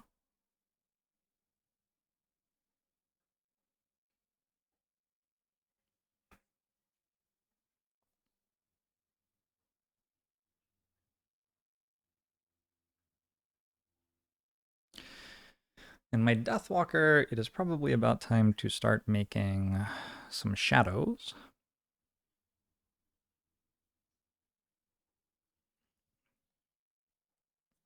So this makes shadows. I did not channel Dark last turn, unfortunately. Oh, it's okay. My Banner Spear is getting attacked. LOL, get owned.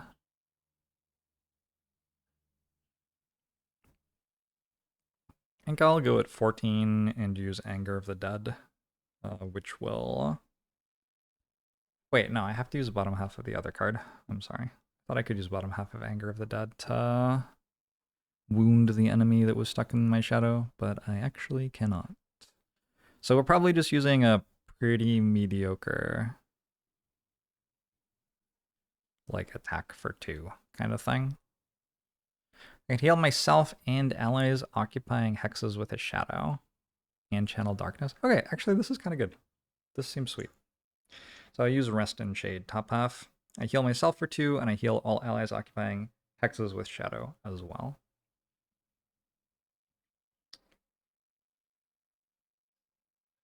And I channel a darkness for next turn. So my order of characters here is Banner Spear, Bone Shaper, Drifter, Deathwalker.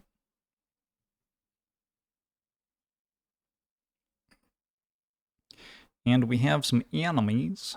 Again,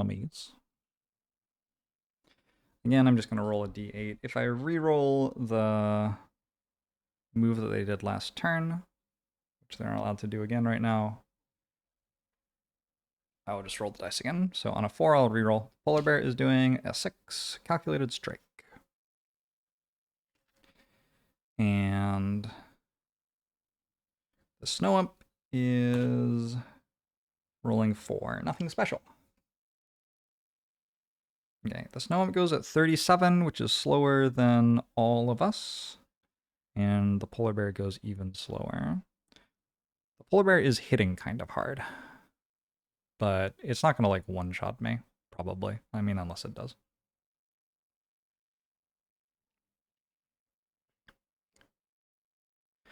Unless it does. Alright, so Banner Spear starts with bottom half of set for the charge. I'm only actually using 2 of this move, awkwardly. There are so many things on the board. And then uses top half of combined efforts. So, I am standing next to, basically, we have it like that. I'm standing here, my ally is standing here, the enemy is there. I'm attacking for 3 and wounding it. Oh, I forgot I was wounding it. I have... This is a fun card. So this is one of the cards that you unlock with perks. It's a +1, and I add another +1 for each ally adjacent to the target. So it ends up being a +2 in this situation. I could also use Poison Dagger. Is there a reason I'm not using Poison Dagger? I don't think so. Let's use Poison Dagger as well. So it's now wounded and poisoned. Wound makes it takes 1 damage at the start of each of its turns, and Poison makes it take an additional 1 damage every time it gets hit by an attack. Also, we rolled a +5 or a +2 on an attack for 3, which means we hit it for 5. So it's down to 15. And that is my Banner Spear's turn. Next up is Bone Shaper. So the first thing that happens in Bone Shaper's turn is the summons go. The summons for characters go slightly before the character itself. So here's a skeleton. It is a melee attacker with 2 attack. He's just going to move up. I'm going to shuffle this deck because I'm not sure that I did already. Move up and kill a Snow Imp. That Snow Imp has 1 health left. It should be pretty easy to get it dead here. Skeleton attacks for 2, so like the chance of dealing at least 1 damage is very high. It's probably actually like not that high with this deck. It's probably like in the high 80% range. Because -2 fails and crit miss fails, I guess. And I haven't made my deck bigger. Nor have I removed -2. Anyway, it's fine. Just hit, am I right? I am right. This is another fun card. This one says +2 and channel Dark. So Dark is now channeled. That thing's dead.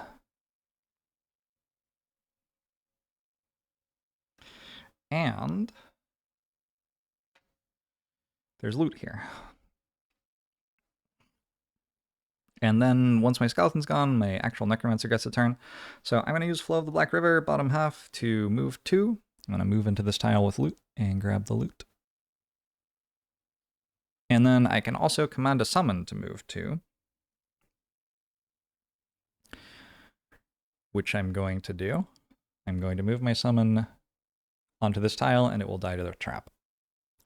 Well done. Great work there. Then I'm going to summon a skeleton, taking 2 damage to self. Hey look, it's Huey again. Welcome back. So this card gets discarded, and the other card goes into play. I take 2.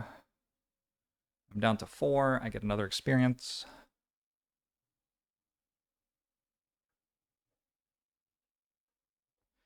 Good shit.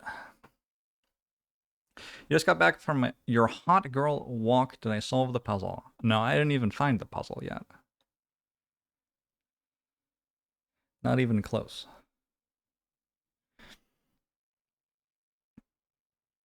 So here's the thing.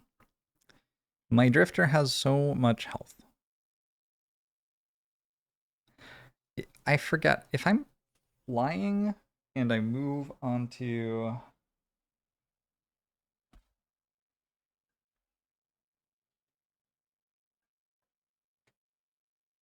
icy terrain. Oh no, I'm jumping. Okay. If I am jumping and I land on icy terrain. Oh, okay. So I can use jump here to move to this tile and not continue sliding. So I suppose I will. So jump is being done with my winged boots, which are my shoes for my drifter. My banner sphere also has winged boots. You have a loot and you have a loot. And then I was moving using just the basic part of the bottom half of Bloodletting because I didn't end up having to use the melee attack because my skeleton killed the enemy. Then I'm going to use the top half of Draining Arrows to confuse the enemies. So let's shoot the polar bear first. I do have disadvantage, so I'll roll 2 modifiers. I forget, when you're rolling with disadvantage, I think you do reroll this, but you don't use it or something. It's either -1 or +1. I guess it will be -1 then.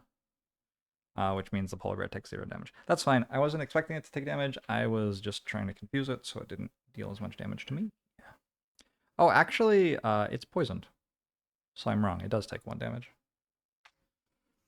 And then we also hit Snow Imp number 7 for just a casual +17. +1. It's not bad. So it takes 2. The last remaining Snow Imp.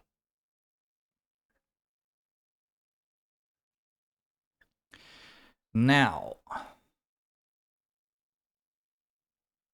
Uh-oh.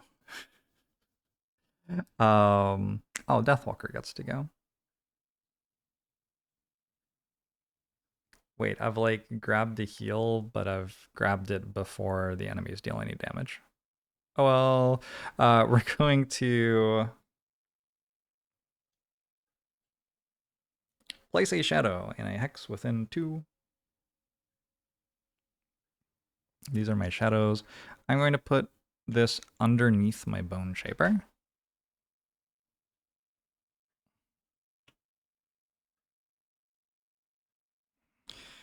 I'm going to use the top half of Rest in the Shade to heal my bone shaper for 2.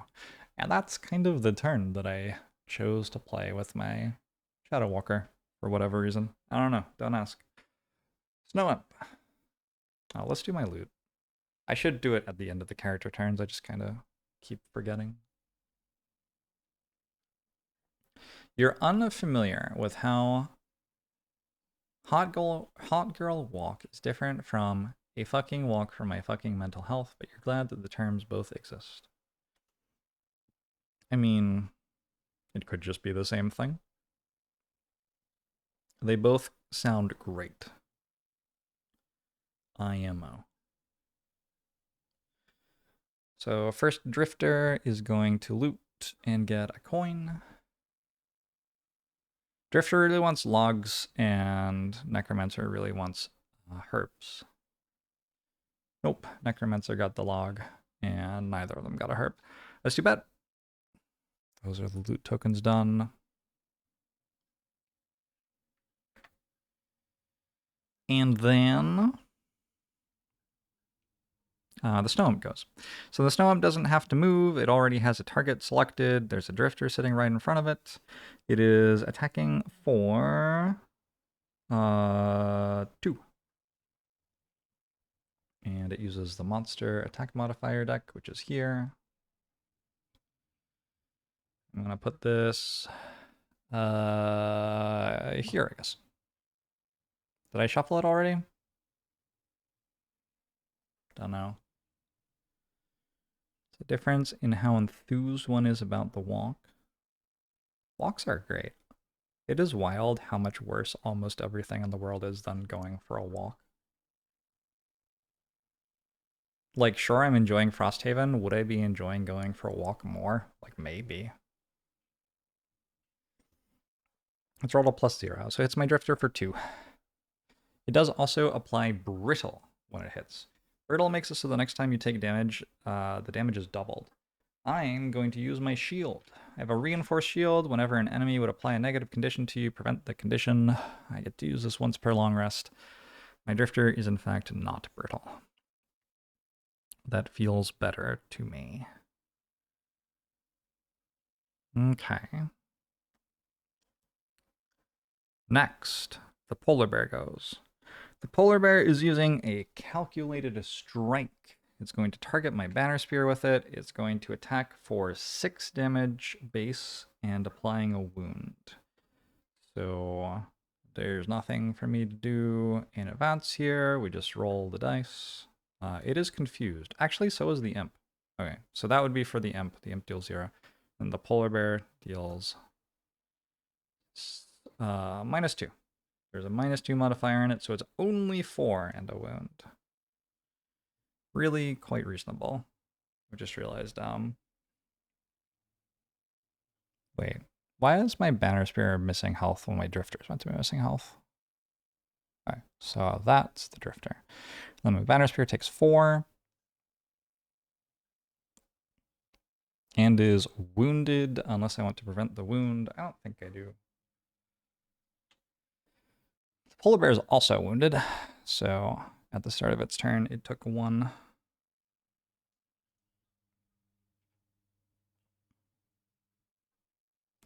From that, and now the enemies are no longer confused. In fact, I never bothered to mark that the Snow Imp was confused to begin with. Air is no longer waning, it is inert. Dark is now waning instead of strong, and we go to turn 3. You just went for a walk, which is quite rare for you. It was nicer than any of the other activities available to you at the time seen. Well, that doesn't surprise me at all, because walks are sweet.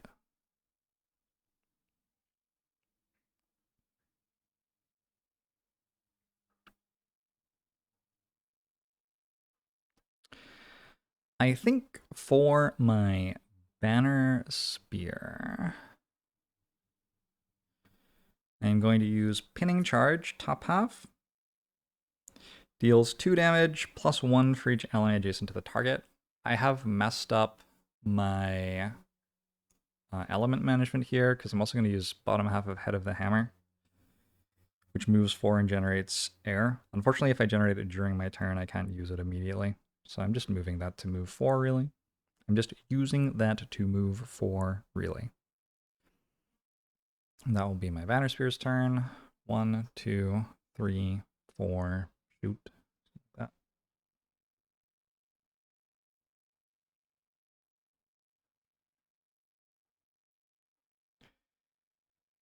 I would like my Bone Shaper to go after my Banner Spear, but before the Polar Bear dies, I think the Polar Bear dies this turn. I guess I'm not actually sure. It has 13 health and is wounded and is poisoned.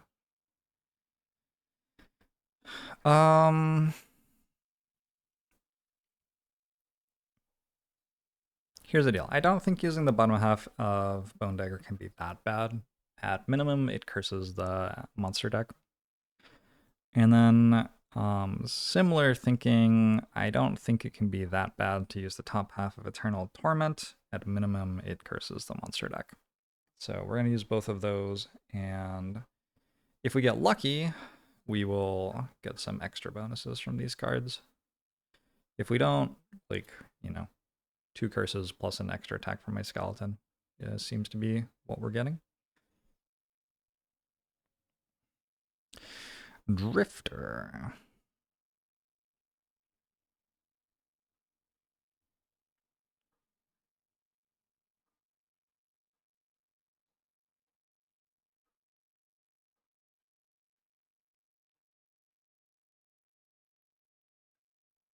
I don't know.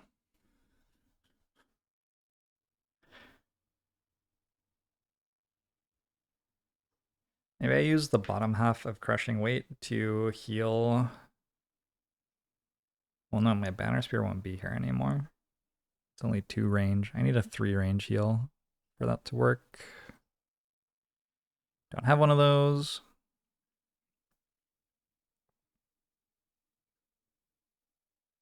I think basically I'm just hitting the enemy. So let's like move with Deadly Shot and hit the enemy with Fortitude, maybe.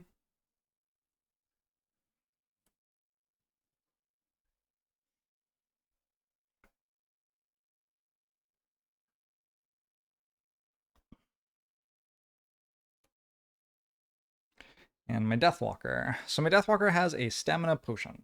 My Deathwalker has 11 cards as a starting hand, which means I move 5 times before I have to reclaim.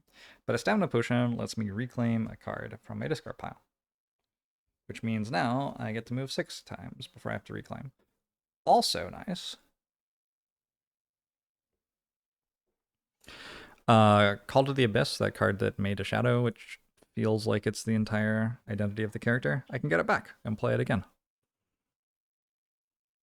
So that's what I'm going to be doing. And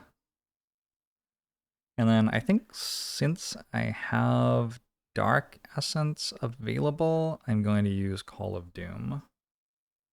Top half deals 1 damage to all adjacent enemies and will consume the dark to confuse them.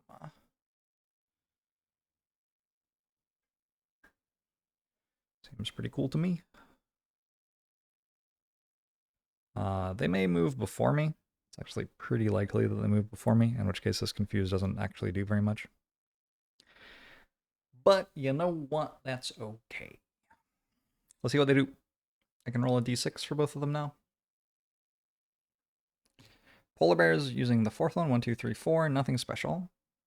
And Imp is Using the third one, also nothing special.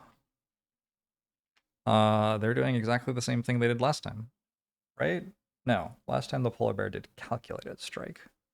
Even more fierce. Well, that's fine. They're still going after me.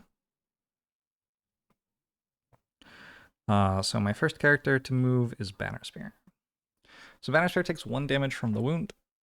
Oh, also I got an experience last turn.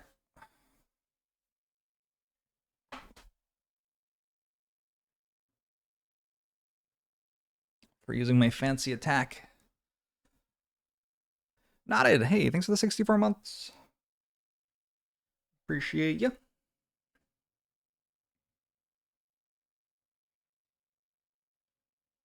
Got pulled into jury duty tomorrow. A chance for some civil service. Have you met with potential donors yet? We go bottom half of Head of the Hammer to move 4. Go 1, 2, slide, 3, 4. That confuses this imp.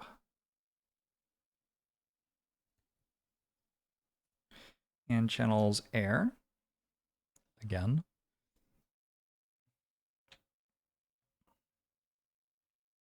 And I'm going to use Pinning Charge. Pinning Charge, I'm going to throw this at... Should I do this in the other order, actually? Actually, kind of like using this in the other order. Yeah. Yeah, let's actually do this at the imp. So it's just hitting for 2, which means a -1 doesn't kill it, as it is at 2 health, right? Yeah. Alright, +0. Cool, it's dead.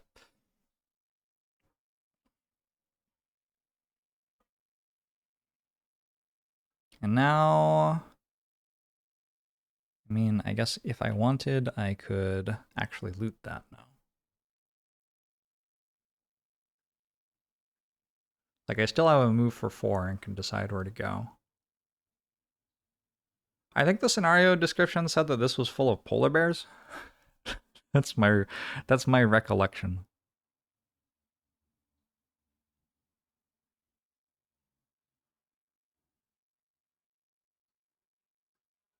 But going over here seems kind of hard.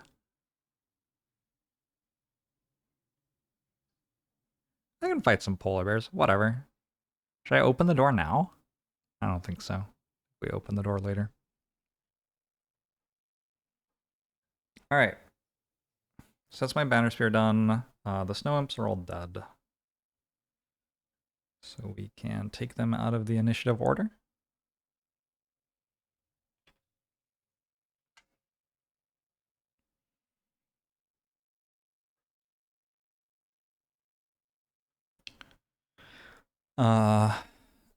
First thing that happens is my summon moves. So we move to the polar bear and we attack.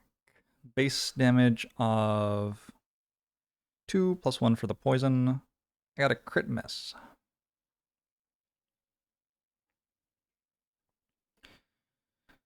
Whoops. Okay, then my cards. I'm going to use Bone Dagger. Bottom half of Bone Dagger will put a curse in the enemy deck. So I'm going to put this on top of the deck, and I'm going to put a dice on top of it to remind myself that there's a curse there, and I didn't shuffle, which means I need to use a die to randomize that deck instead of drawing from it, which is fine. And then Eternal Torment is going to put another curse on top. And give my skeleton a second chance to deal damage. Both of these also channel dark. So skeleton's second attempt is a +0, which deals 3. Polar bear is at 10. It's noticeably not dead yet, huh? That's probably fine. I don't know. We use Fortitude with the Drifter.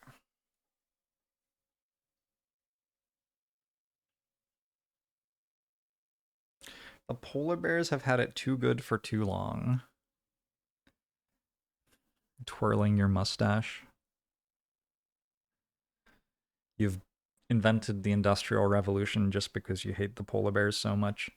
Fortitude deals a base of 3 plus 1 from the poison. And yeah. Let's draw a card from the deck. It's a +0 modifier, so polar bear is now on 6.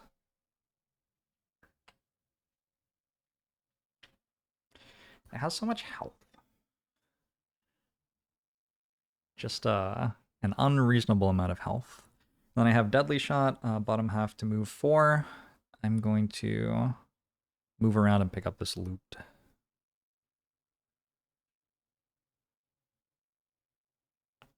Which is lumber. I am now at 6 out of 8 on my personal quest.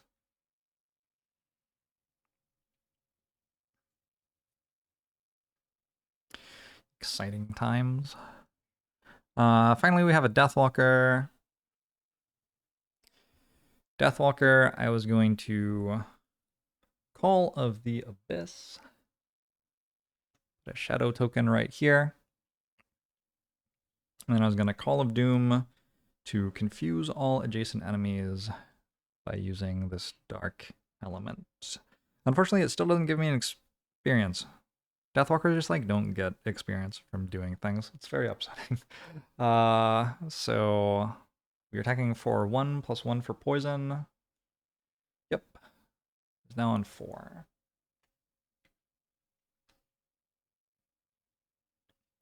It's my Deathwalker's turn.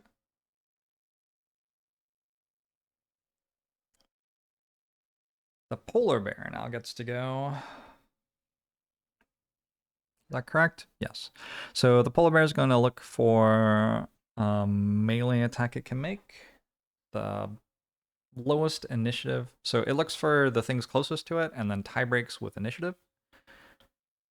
The Bone Shaper has the lower initiative compared to the Deathwalker, so it's going to attack my skeleton again, which I'm completely fine with.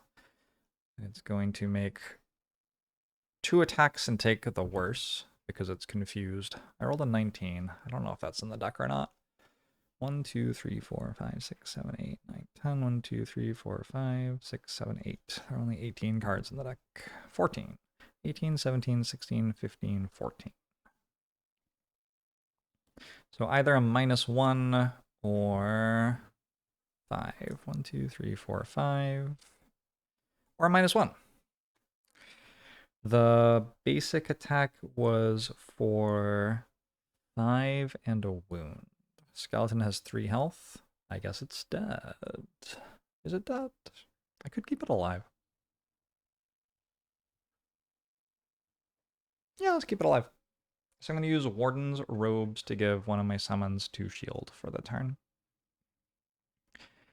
And that means the skeleton is instead going to take 2 damage and go to 1 health. It's also wounded, so it will bleed to death immediately.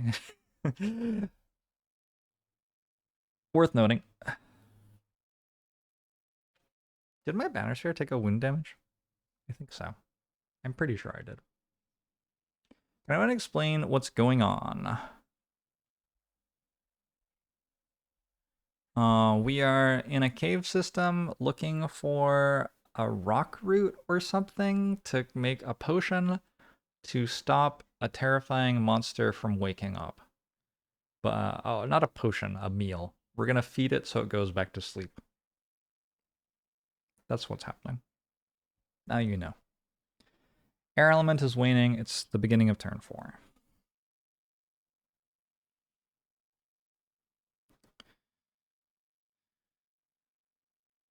So in order to keep the skeleton alive, I would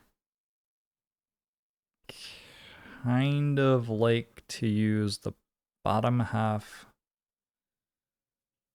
of at all costs. Or sorry, the top half of at all costs. I also need to go before the skeleton does. You know, the alternative is we just kind of like have the skeleton go slowly enough for the polar bear to kill it. Oh, Polar Bear took 1 damage from wound. Who needs to kill something with 2 conditions? Deathwalker. So Deathwalker needs to get the Polar Bear kill.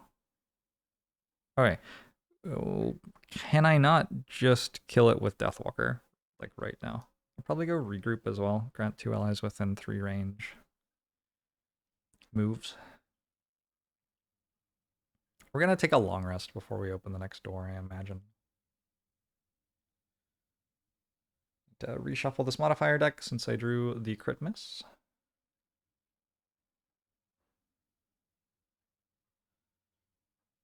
Have I considered feeding the monster the souls of banned chatters? Do you think those taste good? I feel like we need to feed it something that tastes good. Probably.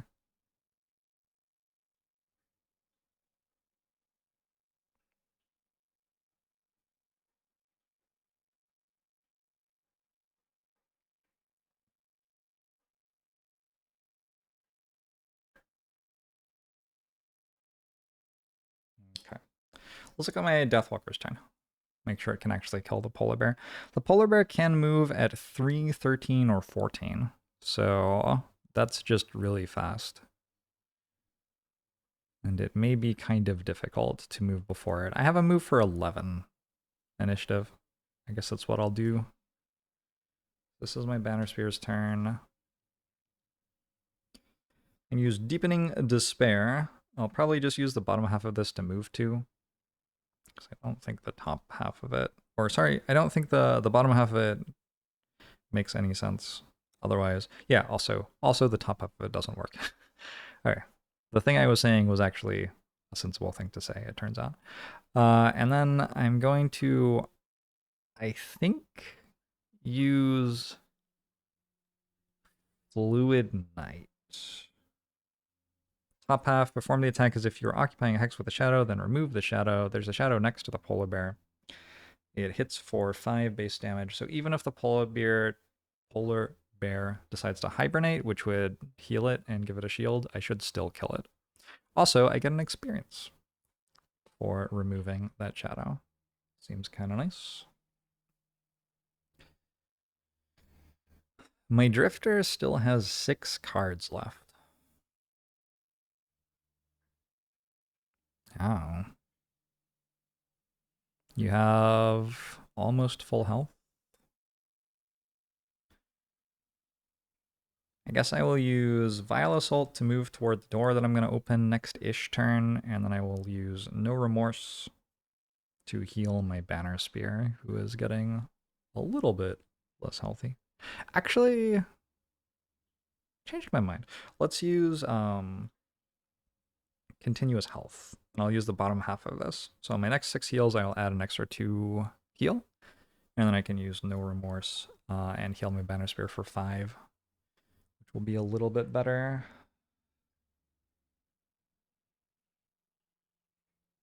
So that's my Drifter's turn, and then my Bone Shaper.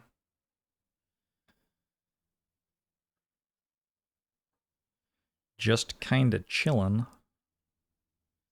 Still has 6 health somehow? That seems wrong. That feels like a... Did I heal for 2? Oh, I did heal for 2. Okay, no, that actually is right.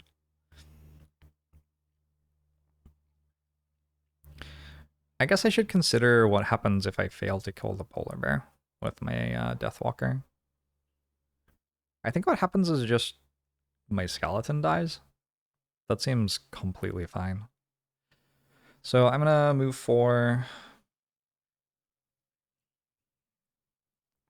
and summon another skeleton.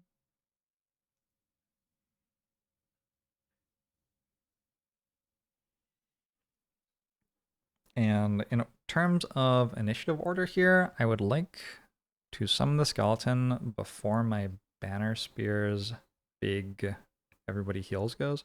Oh, but I want that heal to go before the skeleton dies. All right, never mind. Never mind. This is the right order. So go Deathwalker, Banner Spear, Bone Shaper, Drifter. And we can roll a dice to see what the Polar Bear does. It has 5 moves left. I'll reroll a 6. I rolled a 2, so it's going to Hasty Assault at 11 initiative. which is fast enough to beat everything except the Deathwalker, who is trying to kill it right now. Let's see if that works. We have Fluid Knight. Top half. Perform the attack as if you're occupying a hex with a shadow, then remove that shadow. It's going to channel dark for me. I'm going to be as though I'm in that hex. Deathwalker hits 4. 5 plus 1 from poison. Crit miss.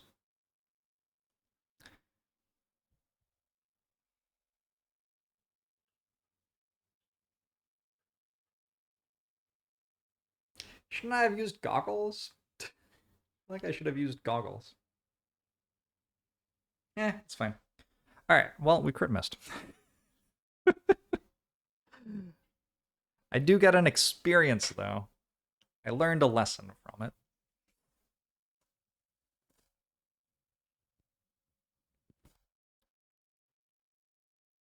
Then I'll use the bottom half of Deepening Despair to move 2.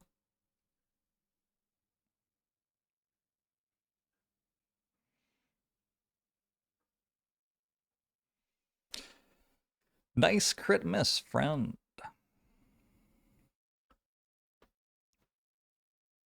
Okay.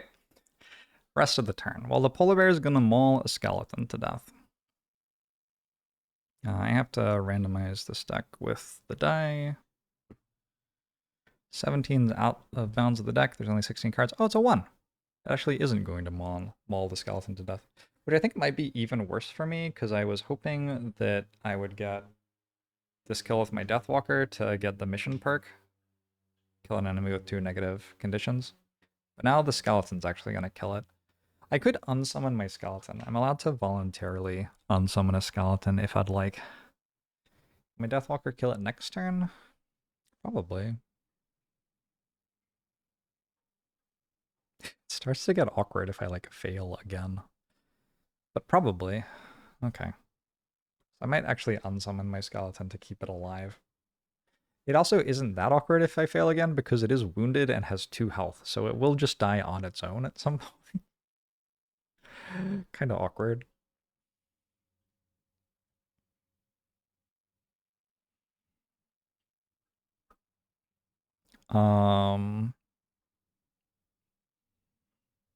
So my Banner Spear is using the top half of at all costs. This gives me 1 experience. Oh, also I'm taking 1 damage from a wound. Gives me 1 experience, and then it heals everyone, but I take 1 damage for everyone whose health increases. So yeah, I will unsummon the skeleton now, because I don't think I want that skeleton to basically deal me 1 damage to my Banner Spear.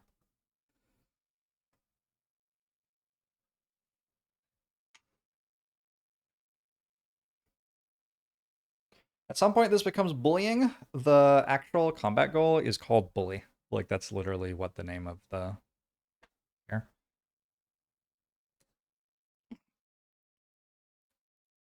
Like that, yes. You have correctly described what I am doing. Okay, so I will take 2. I will heal my Drifter for 2. I will heal my Bone Shaper for 2. And I gain my experience. Good stuff. Then I have the bottom half of Regroup. Grant 2 allies within 3 range, 3 move. And I'm going to give my Drifter a move.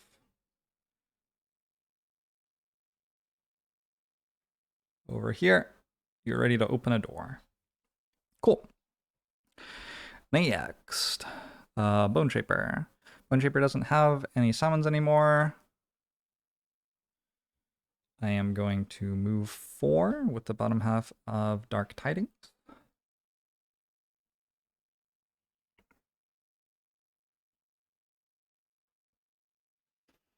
And I'm going to summon a Shambling Skeleton.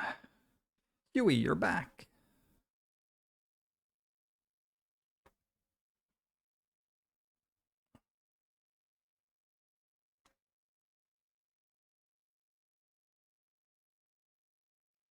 take 2 damage. I gain an experience.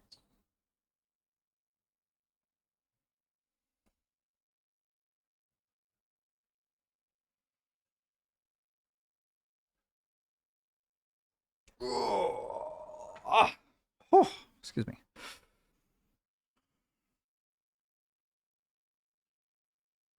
The polar bear went and missed, right? Oh, when the polar bear does that move, it reshuffles its deck. So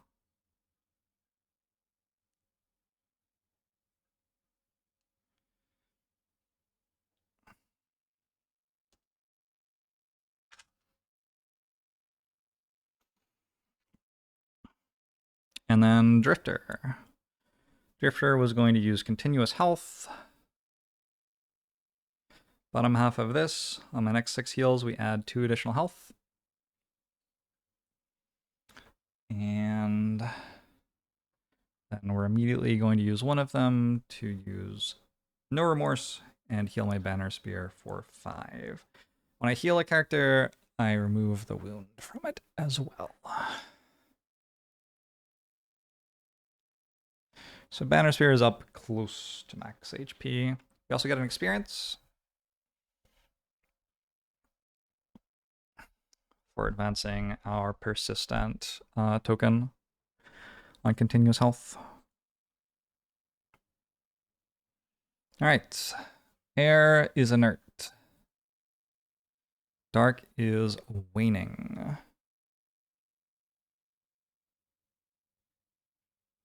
I've gotten 1 more experience on Banner Sphere by now. Maybe not, actually. Okay. Gotta shuffle this modifier deck now. Is this a solo board game? It's a board game for 1 to 4 players.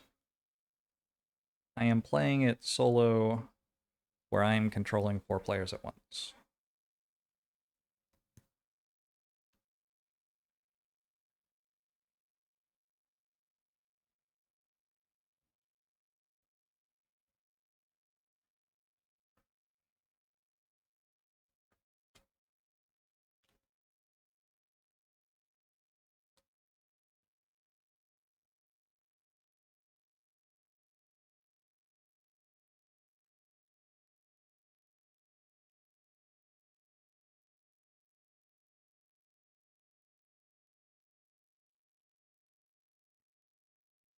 Okay, so I want to kill the polar bear, which has 2 health and is poisoned and wounded with my Deathwalker.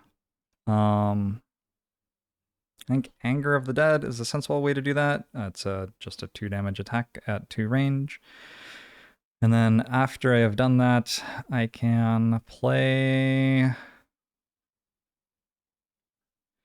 Lingering Rot, I guess, to go get closer to more enemies to kill. Should I open the door? Ooh, it's actually kind of cold here today. There's like a cold breeze coming in the window. Had the windows open for the last like 2 weeks because it's been so hot.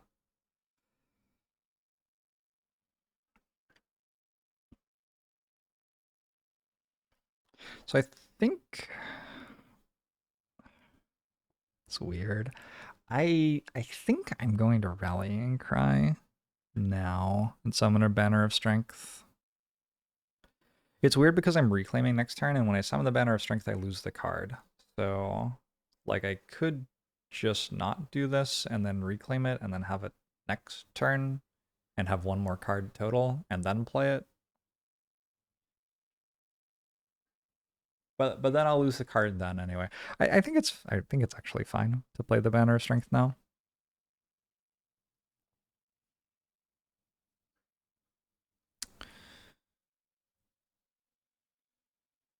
My other card is just a brick. Doesn't do anything. It's my last card before I reshuffle. So, if I'm doing that, I would like my Drifter to, I guess, open the door?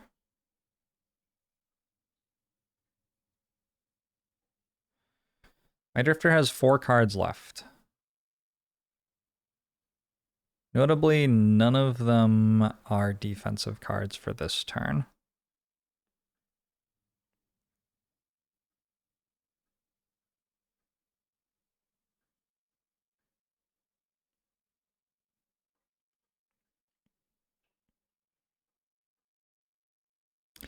I want to open the door. Nobody else is doing anything. Let's open the door. So I'll go Vile Assault. Nope, not Vile Assault. I'll go Fierce Barrage. And I'm planning to use the bottom half of that to open the door. And then I'll use the top half of Crushing Weight, and I'll probably just put it in play. Next 6 melee attacks add +2 damage.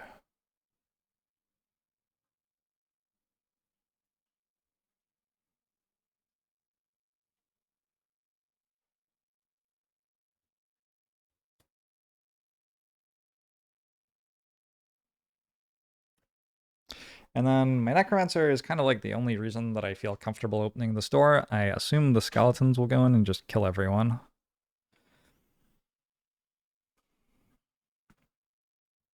With Necromancer, I'm going to use Fell Remedy to heal myself for 2, assuming that the polar bear dies, which it like really should, you would think, at this point.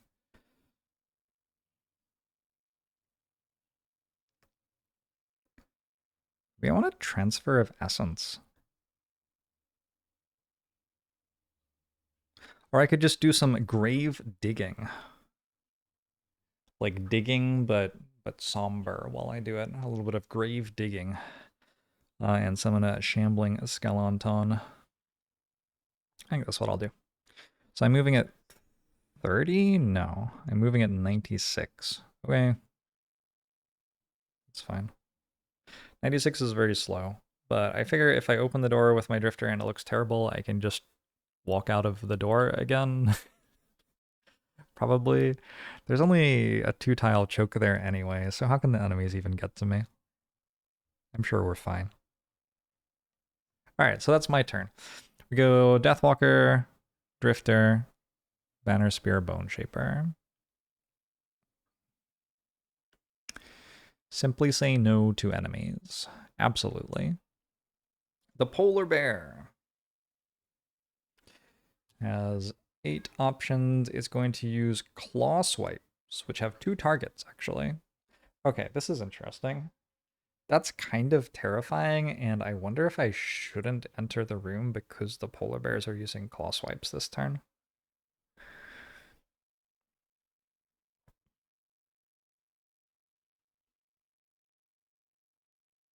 It's probably fine. I just stand in the doorway, right? And they can't do anything. Yeah, I think it's fine. Okay, so it's going relatively slowly in the middle of the turn order. First up, my Deathwalker is going to use the top half of Anger of the Dead and hit the polar bear for 2 damage. +1 for poison, 3 damage. +0 from the modifier card. Polar bear is dead. Also, as I do that, I guess loot drops. Am I picking that loot up? I could, actually. Sure, probably. As I do that, I complete my mission goal. So I'm using the strengthen icon to show that I've done that. I have killed an enemy with 2 negative conditions on it.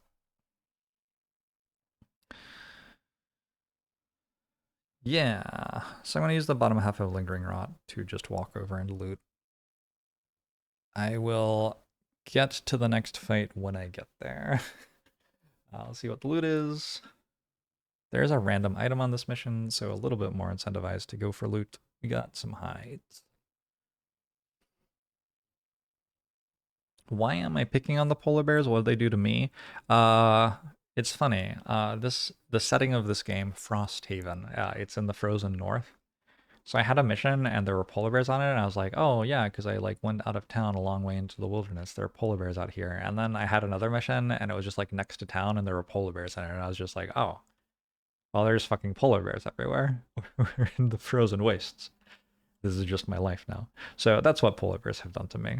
They are just everywhere and they try to kill me. over and over again. Very inconsiderate. I think I'm going to use a 3 damage token for the one that they're actually doing on the turn, and a 1 damage token to show they've already done it. That's how I'm going to do tracking of enemy AI decks. All right, so my Drifter's just like walking in to the door, like midway through the turn. Banner Sphere has no cards left and wants to long rest next turn. Like, why? Why am I doing that? Shouldn't I wait?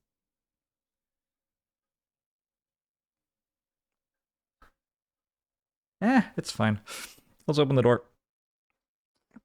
So I am using the bottom half of Fierce Barrage just for the basic move. And I am opening a door.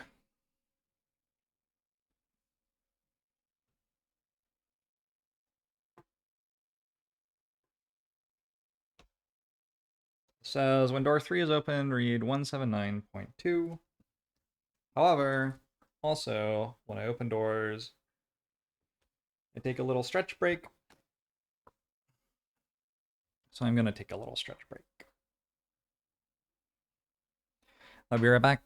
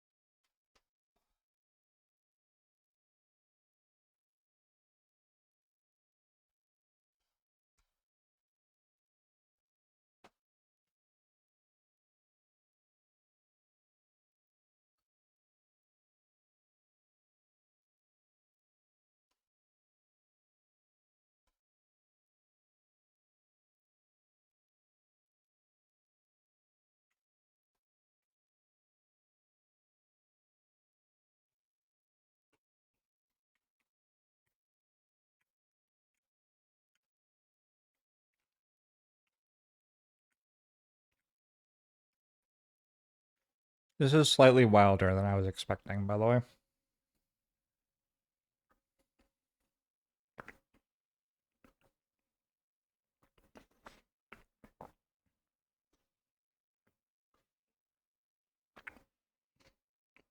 First off, there are 2 polar bears right by the door.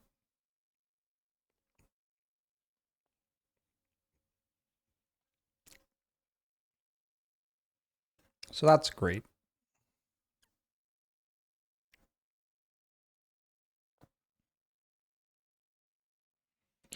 There are so 2 elite imps.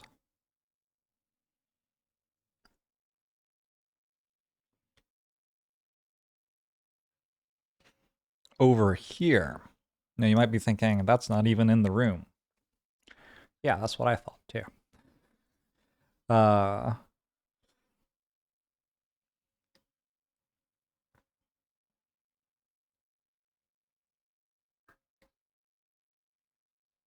There's an Ice Wraith, which I just honestly don't have any table space for.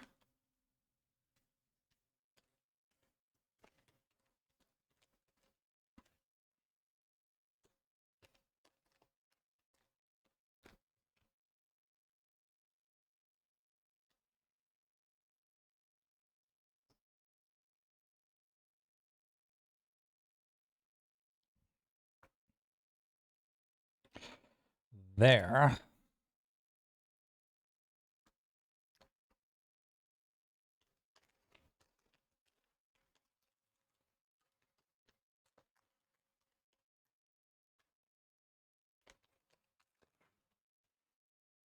I'm gonna put these up here. Ice Wraith.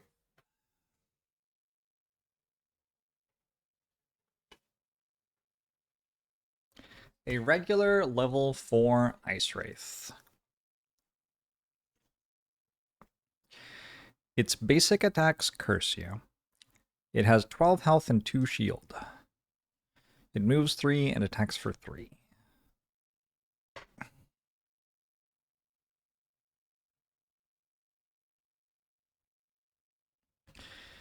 And its attack deck is Shift Form. All elite Ice Wraiths become normal, and all normal Ice Wraiths become elite. It also heals self for 1, moves, and attacks.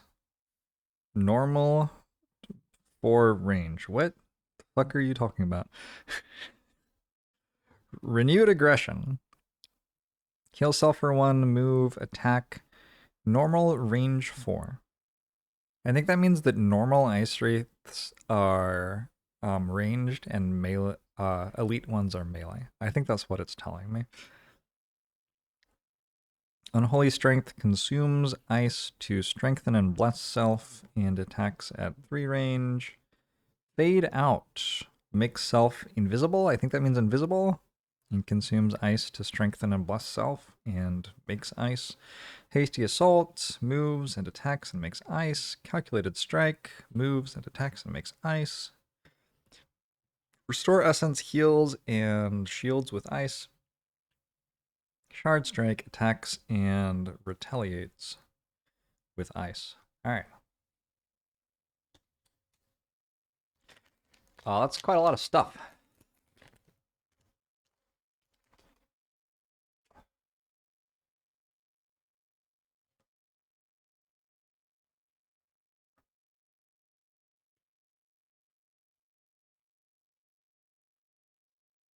Just need to create enough table space to give solo frozen hit. Yeah. Yep. Yes. Yeah, you need a lot of table space. That is correct.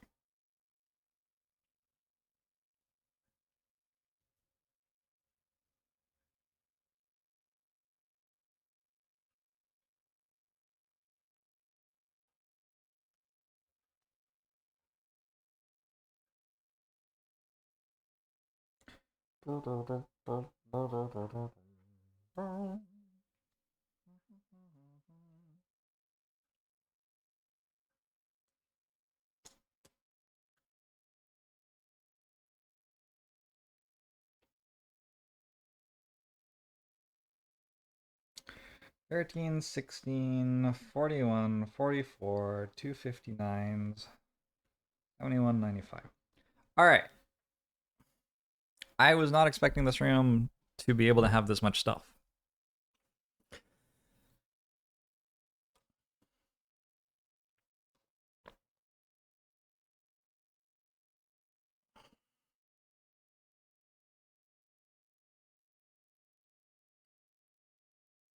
Someone else said earlier they got back from the hot girl walk, which inspired you to go on a sad boy walk, from which you are now back. Welcome back. I hope you had a good walk.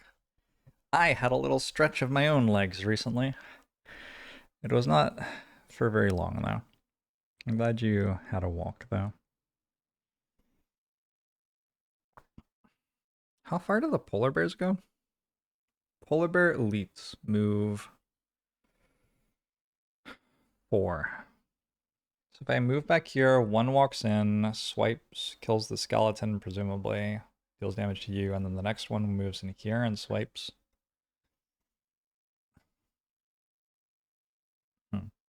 Alright, the room has other stuff. It has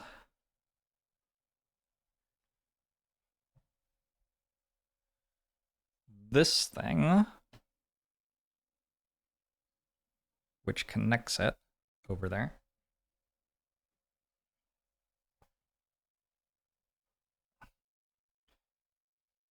It has an impossible object here.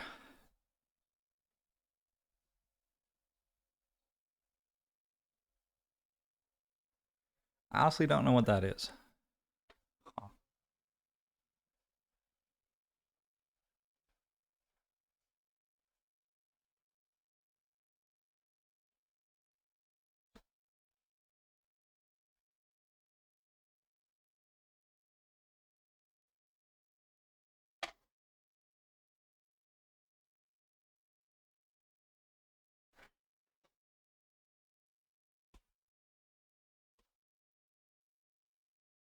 believe it has one of these, which I guess is an impassable wall. It's like a snow wall. And then there's another door.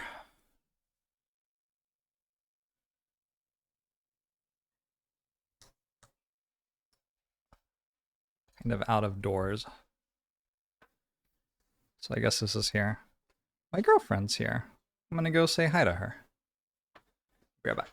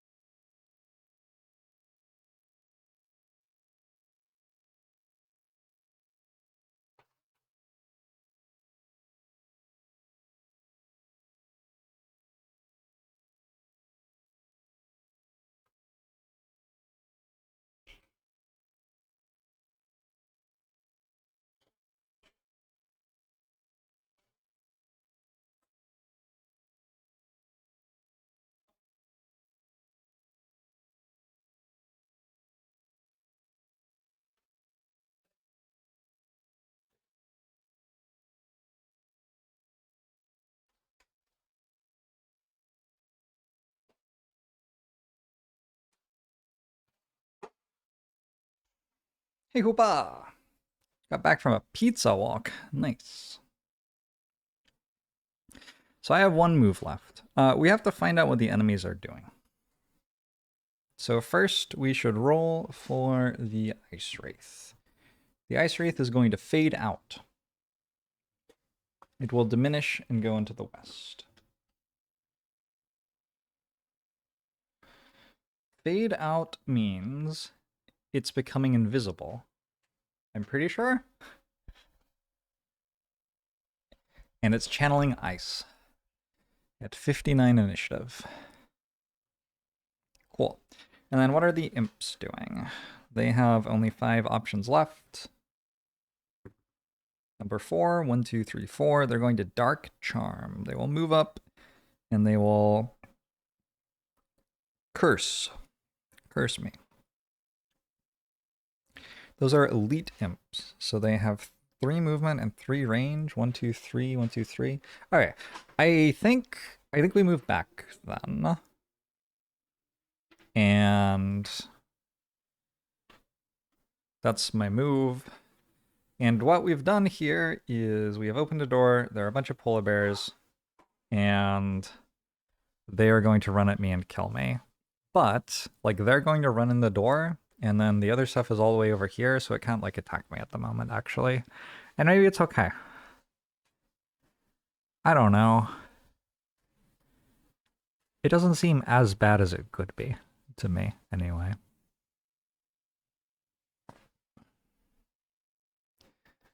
A walk that terminates in eating pizza. I had a friend who used to leave himself a beer somewhere, like in a fence somewhere hidden on the way home, and then he would go for a run to where he had left the beer, drink the beer, and then run home again.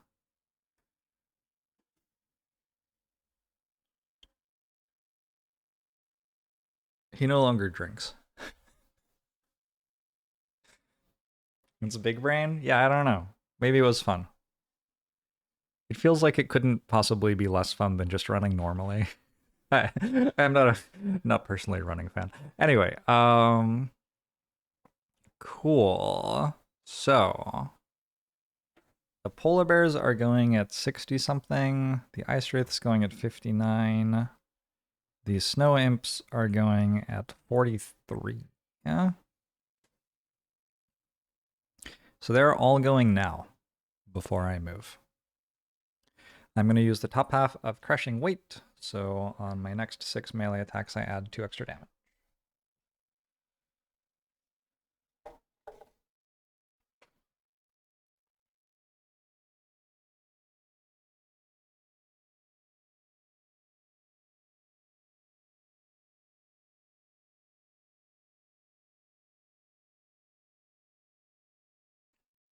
Okay, we have crushing weight, so our melee attacks add an additional 2 damage.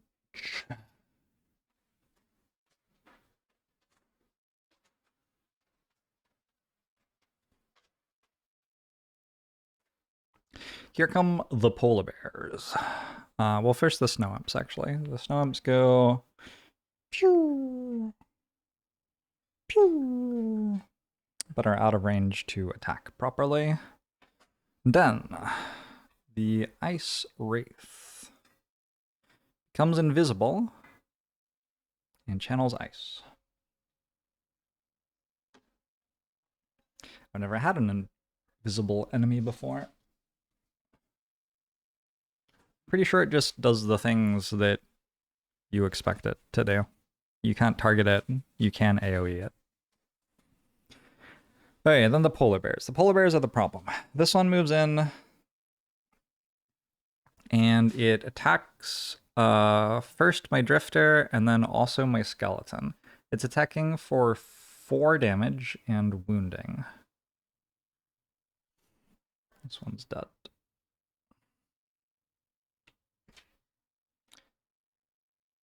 Daycare for 30-year-olds intensifies. How's it going, Parasocial Enjoyer? So, I have to roll dice for this because there are curses in it still. 4 against the Drifter. The Drifter is at the first target. It's a +0. So that is hitting for, we said 4 and applying a wound.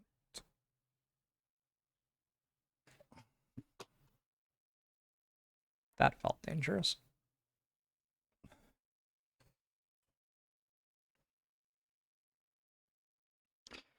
And then the skeleton as well. I would really like the skeleton not to die. It would save me a lot of health, actually, if the skeleton didn't die. Can I make the skeleton not die somehow? That would be good. 16. I don't think that's in range. 1, 2, 3, 4, 5, 6, 7, 8, 9, 10. 1, 2, 3, 4. There are only 14 cards here. 7. 1, 2, 3, 4, 5, 6, 7. Crit miss. +0. Damn. Alright, well. Skeleton's dead again. Like you eat. Did I gain my experience for summoning the skeleton? I think I did that time.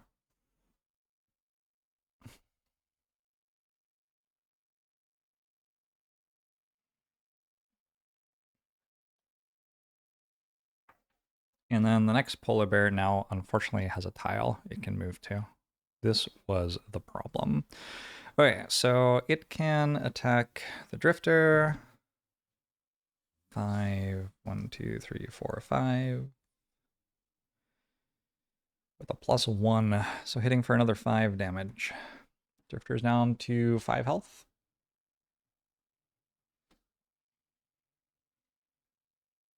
Drifter's quest for the mission is to get attacked by 3 enemies in the same turn. But I ran backwards from the door. What a coward. I should have just held the door. What a coward. Necromancer. I think we can use a D12 now.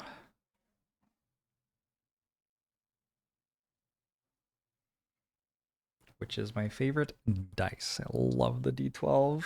Where'd it go? Oh no, my precious. Ah! Ah! Ah! My D12 is gone. There. 4. 1, 2, 3, 4. Necromancer has 6 health right now.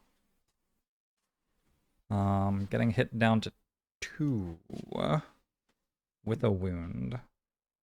It isn't not awkward, that's for sure. So I could burn a card to prevent this damage. It's allowed.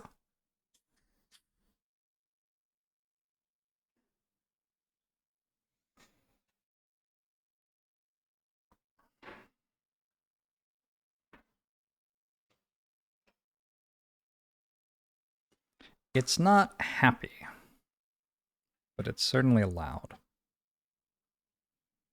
The problem is if I take the damage, all of a sudden I'm not allowed to summon this turn anymore. I mean, I'm allowed to, but I will have to burn a card in order to summon anyway.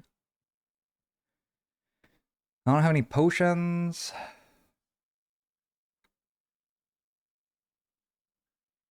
Damn. I'm getting wounded either way. The cards I'm playing this turn are... Oh, I'm healing myself this turn. Oh shit, never mind, I'm good. I didn't realize. Alright, so I'm going to 2 with a wound, which means I'll go to 1 at the start of my turn. But then I'm healing myself. Woo! Okay, the polar bears are done. That was nasty. Banner Spear.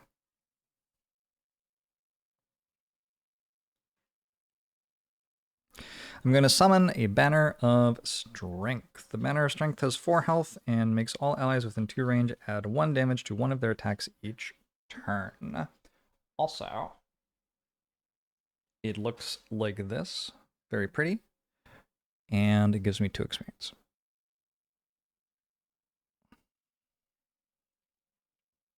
That one goes in play.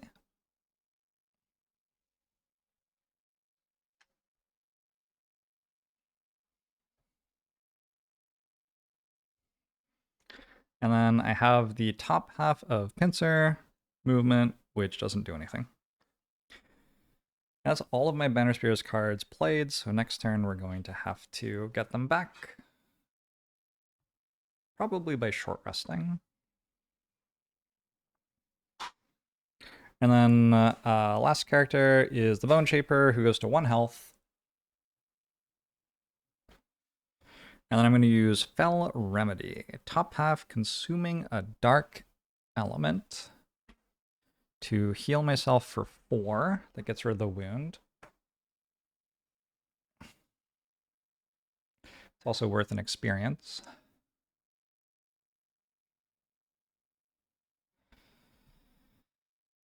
And I have an option here, actually. I can summon a skeleton, or I could summon a wraith for my discard pile instead. The wraith certainly feels like it survives longer in this situation than a skeleton.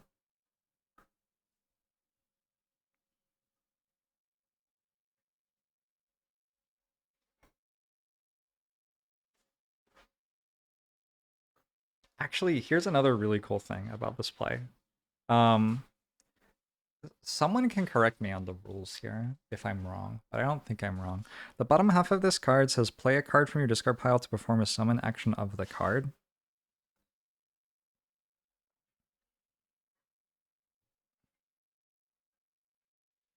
So in my discard pile, I have Angry Spirits, Summon Wraith. I'm pretty sure you use everything here. Yeah, like, you don't just summon Wraith, you also do all the other things in the top half of the card. So if I do it this way, I get life energy from the bottom half of Grave Diving, the bottom half of Grave Digging, and then also I get dark energy from the top half, sorry, of Angry Spirits. And next turn, I have Transfer of Essence that I can play, which is going to use both of those. So that seems kind of cool. So maybe I'll do that. I am dealing myself 1 damage. I'm channeling Earth and Dark. I am making a Wraith. And I healed myself already? Yeah. I got an experience for that? Yeah. I get 2 experience for summoning a Wraith. 6 experience. I got the Wraith. I don't have a fun name for the Wraith. It's just the Wraith. I don't know. Not sure. We just call that the Wraith. It can fly, so it can stand on an a hazardous tile without taking damage. I think. Yes, I'm close to certain that that's true. And that is the end of the turn. So we go to turn 5. Is it really only the beginning of turn 5? No, it's the beginning of turn 6. I missed advancing the turn counter one time.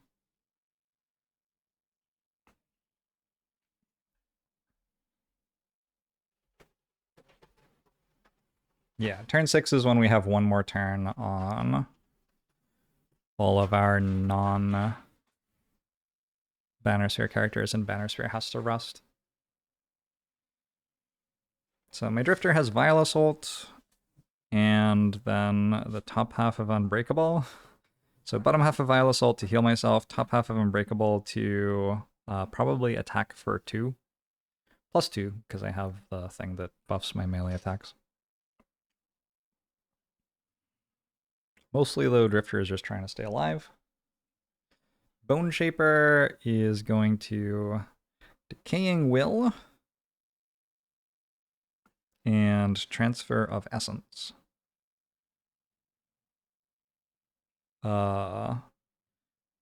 We will see, I guess, which order I'm actually doing those in. I could use top half of Decaying Will, actually, and bottom half of Transfer Essence.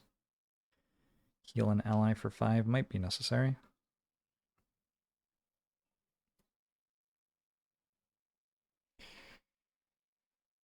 My Deathwalker has Shadow Step and Strength of the Abyss, and I can decide whether I want to actually do these or not. What I mean by that is, like, if I use the bottom half of Shadow Step, I can actually get over there and kill a thing. Oh, it's ice. Oh, I can get there with just 2 move. Okay, never mind. Never mind, we're good. Yeah, so basically I'm going to use top half of Strength of the Abyss, and it's going to hit for 2. So, not really that exciting. Okay, I want Transfer of Essence to poison things. And then Banner Spear, I guess, should probably short rest. It feels like an awkward time to long rest. So 1, 2, 3, 4, 5, 6, 7, 8, 9 cards that we're choosing between to lose. With a short rest, we randomize. So I'll roll my d12 and reroll if it's above 9. 1. We lose Tip of the Spear. It's a move 4 card with, like, piercing and stuff.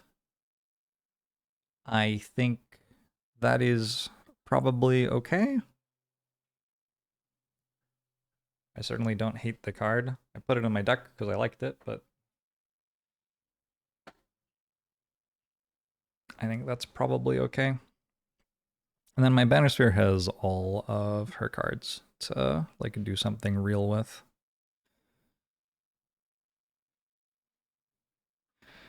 We are probably using a ranged attack, though.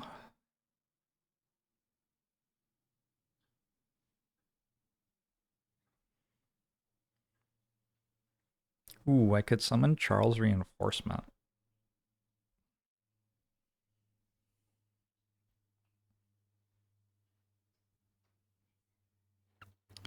If I go slower than Bone Shaper, I can make melee attacks.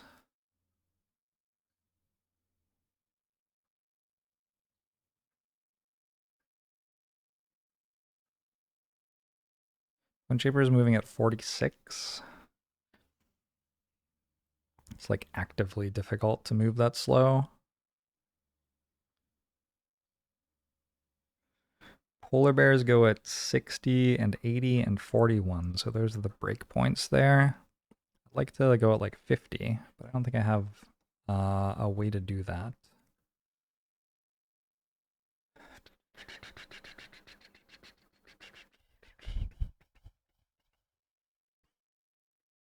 Oh my god, it's 8 p.m. Okay. Not realize.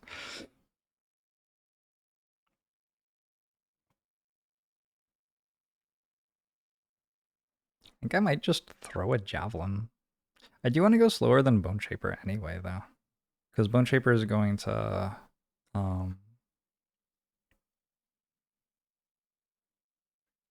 poison them, right?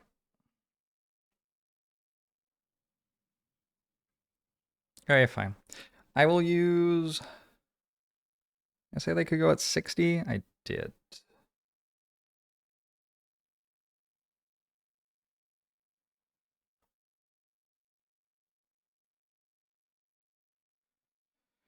To move, grant 2 allies within 2 range to move. 1, 2, 2, 2, 2. Doesn't quite work. I have to also consider I'm trying to do the mission without using a basic card, right?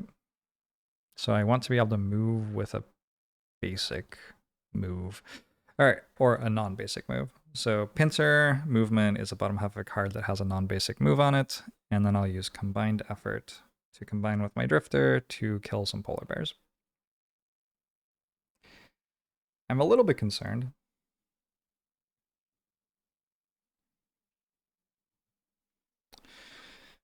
We go drifter,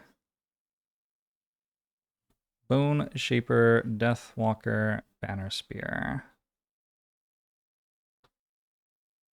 And then there are snow imps, ice wraiths, and polar bears.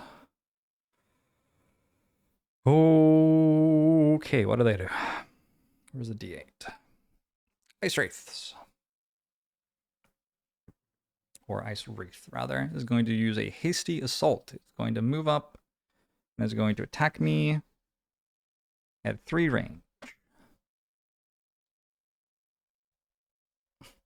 This also creates frost, so it's not using the frost, it's creating frost again. Its attacks have curse on them as well. So we're getting cursed. The attack is only for 2 damage, though.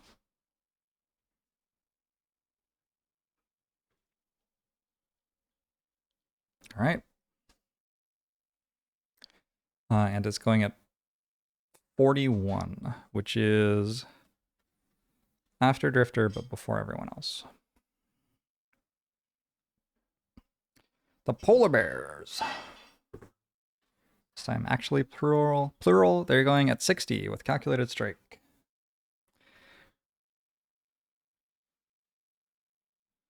So they go after Deathwalker, but before Banner Spear.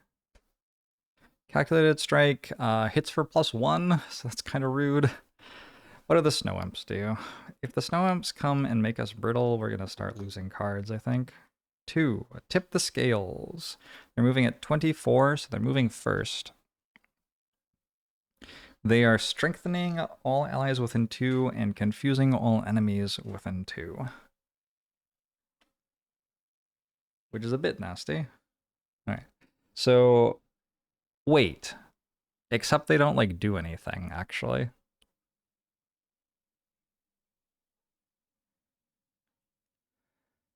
Oh, I don't know how they do this. They have 3 move.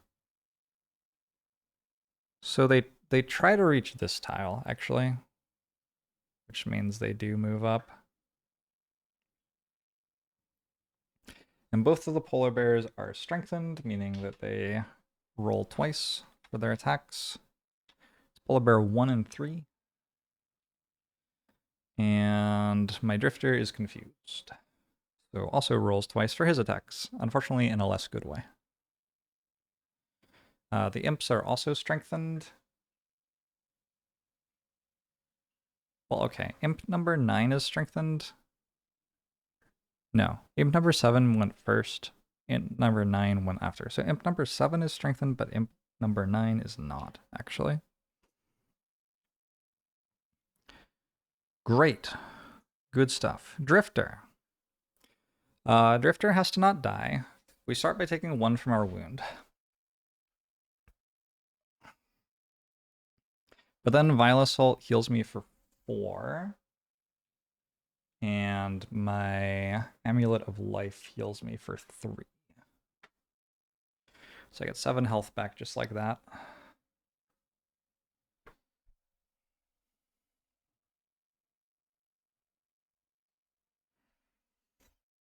Still alive for now.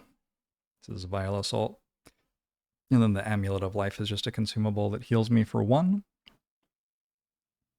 Continuous health goes forward twice because I used it 2 more times to get +2 health on 2 different heals. And then I have Unbreakable. I was going to attack for 2, or for 4 rather. Yeah, I'm just going to attack for 4. So I'll hit Polar Bear number 3 for 4. Actually, I have a Banner of Strength as well, so it's actually for 5. That is not a bad attack. All right. What do we got? Imp 24 doesn't have a move. Imp 24 doesn't have a move. Oh, they don't move.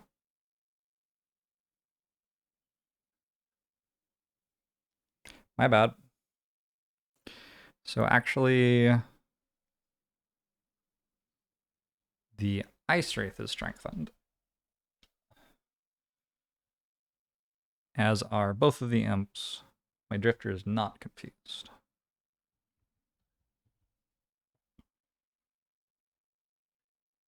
All right, cool. So we're attacking for 5 against Polar Bear number 3. This one got a +1 on it. So that is a hit for 6. It started with 20 health, right? Yup. All right, Drifter's done.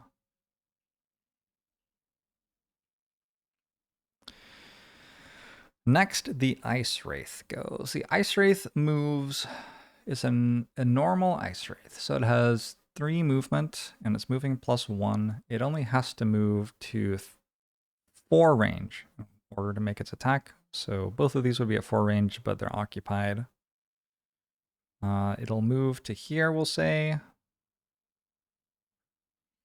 And it attacks my Drifter. The attack is for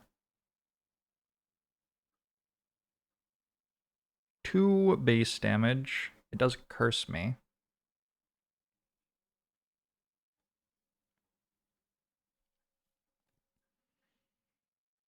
So I have to use a dice for my Drifters deck now.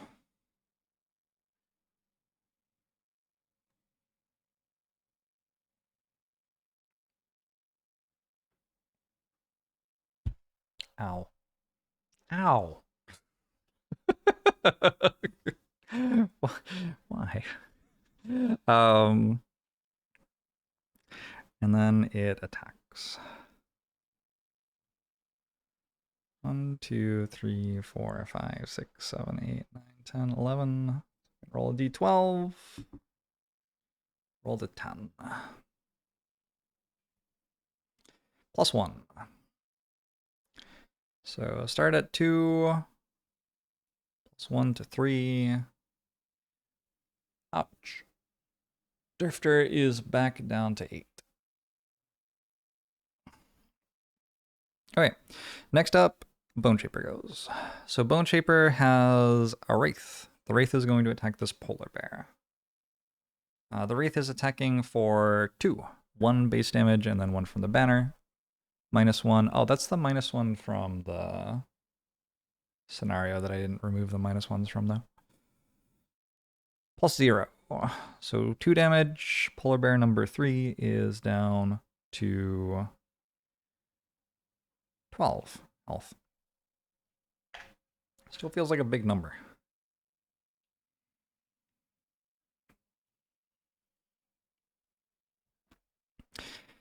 And then my Drifter was going to use top half of Transfer Essence, probably?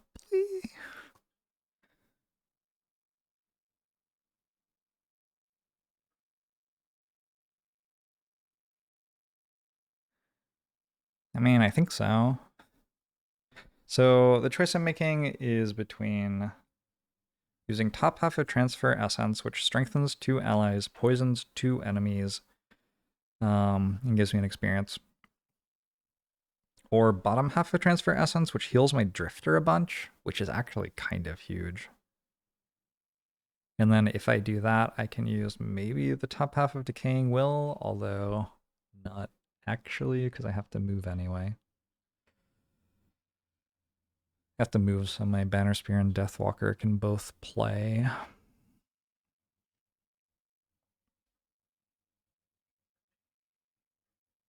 Yeah.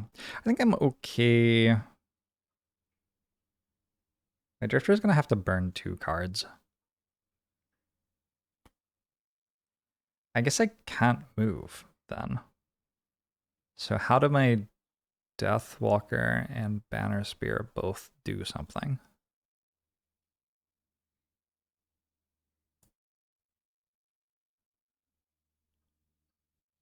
They don't?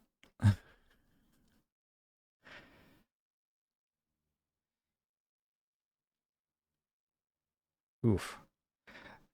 My problem is that my Drifter doesn't have any cards other than discard pile. If you burn cards to not take damage from your discard pile, you have to burn 2, not 1. So we're talking about 2 cards worth of burn. Unless the polar bears roll below average damage. There's a renewing potion my Drifter could have used.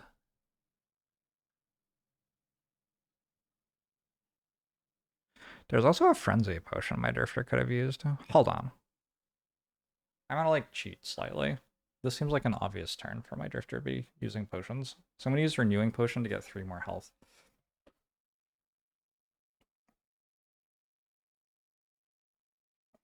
It's not like a huge cheat. It's just like oh yeah, I have things, I should use them kind of thing.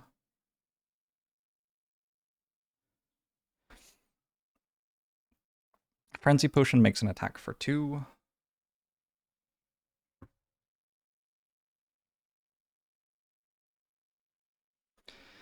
One, two, three, 4, 5, 6, 7, 8, 9, 10. 1, 2, 3, 4, 5, 6, 7. Heal 1 on self. Hey, that heals me for 3, actually. So I'm at full health. Nice frenzy potion. Turns out to have actually been a healing potion. Fuck.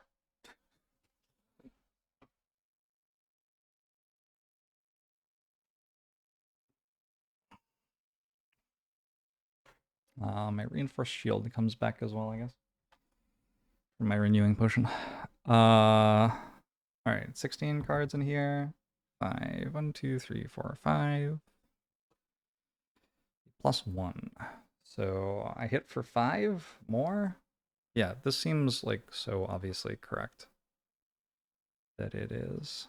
I mean, I just wasn't thinking about items, I guess. Polar bear number 3 takes another 5.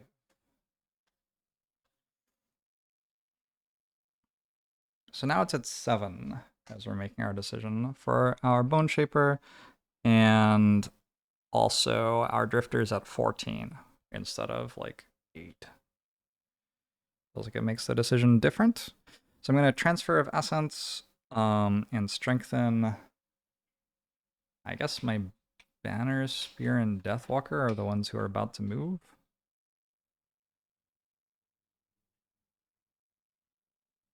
So that makes the most sense to me. Banner, Spear, Deathwalker, and we're also poisoning both polar bears. Hey, Super Terminator! It's been super fun.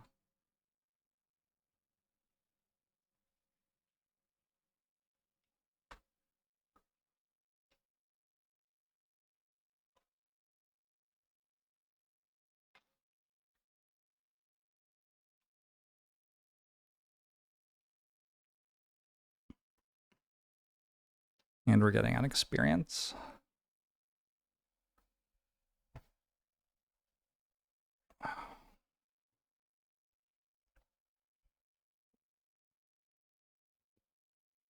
And then I also get to move 2. And I move 1 and then 2, and I slide when I move onto the ice. Okay, now Deathwalker. Deathwalker is going to use the bottom half of Shadow Step just for a default move. 1 and slide into wall. 2. And then we use the top half of Shadow of the Strength of the Abyss, sorry. I can use it as a default attack or for what it says, they're identical. And we just hit for like a billion. Actually hit for 5 there, which is kind of like a billion.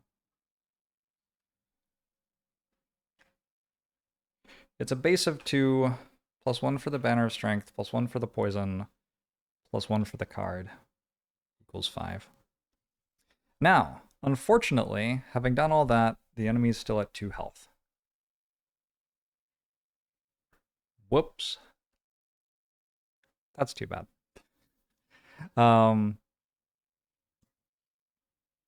It does mean, like, my Banner Spear turn must have been wrong. Is there any possible way it could not have been wrong?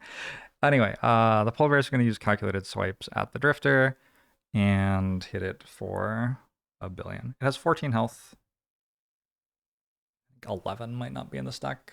2, 3, 4, 5, 6, 7, 8, 9, 10. 10. 4. 1, 2, 3, 4. +0.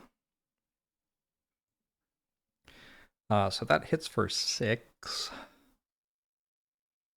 And reapplies wound. And then the next one. 3. +2. That hits for 7. Drifter is at 1 HP.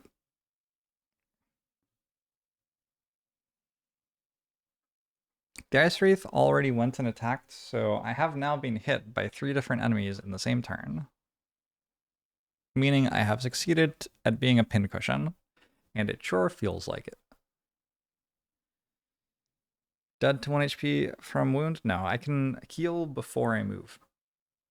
Like somebody else can heal it before it moves. Common pattern. So I'm going to use the bottom half of pincer movement to move here.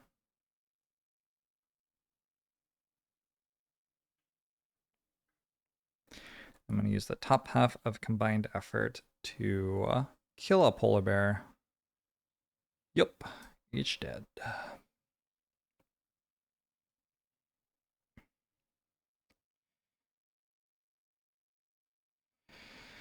That gets me 1 experience as well. Put some loot on the ground. Ends the turn. Didn't you refresh? Yeah, you refreshed that, but these got used. And next up is turn 7. I am going to go have dinner, though. So, I may stream again later tonight, or I may just take the night off. I don't know. I'll work it out. And I will see you next time. Thanks for hanging out, everybody. We have like half of this mission left, it feels like. Maybe even a bit more. All right. Bye-bye. Thanks for all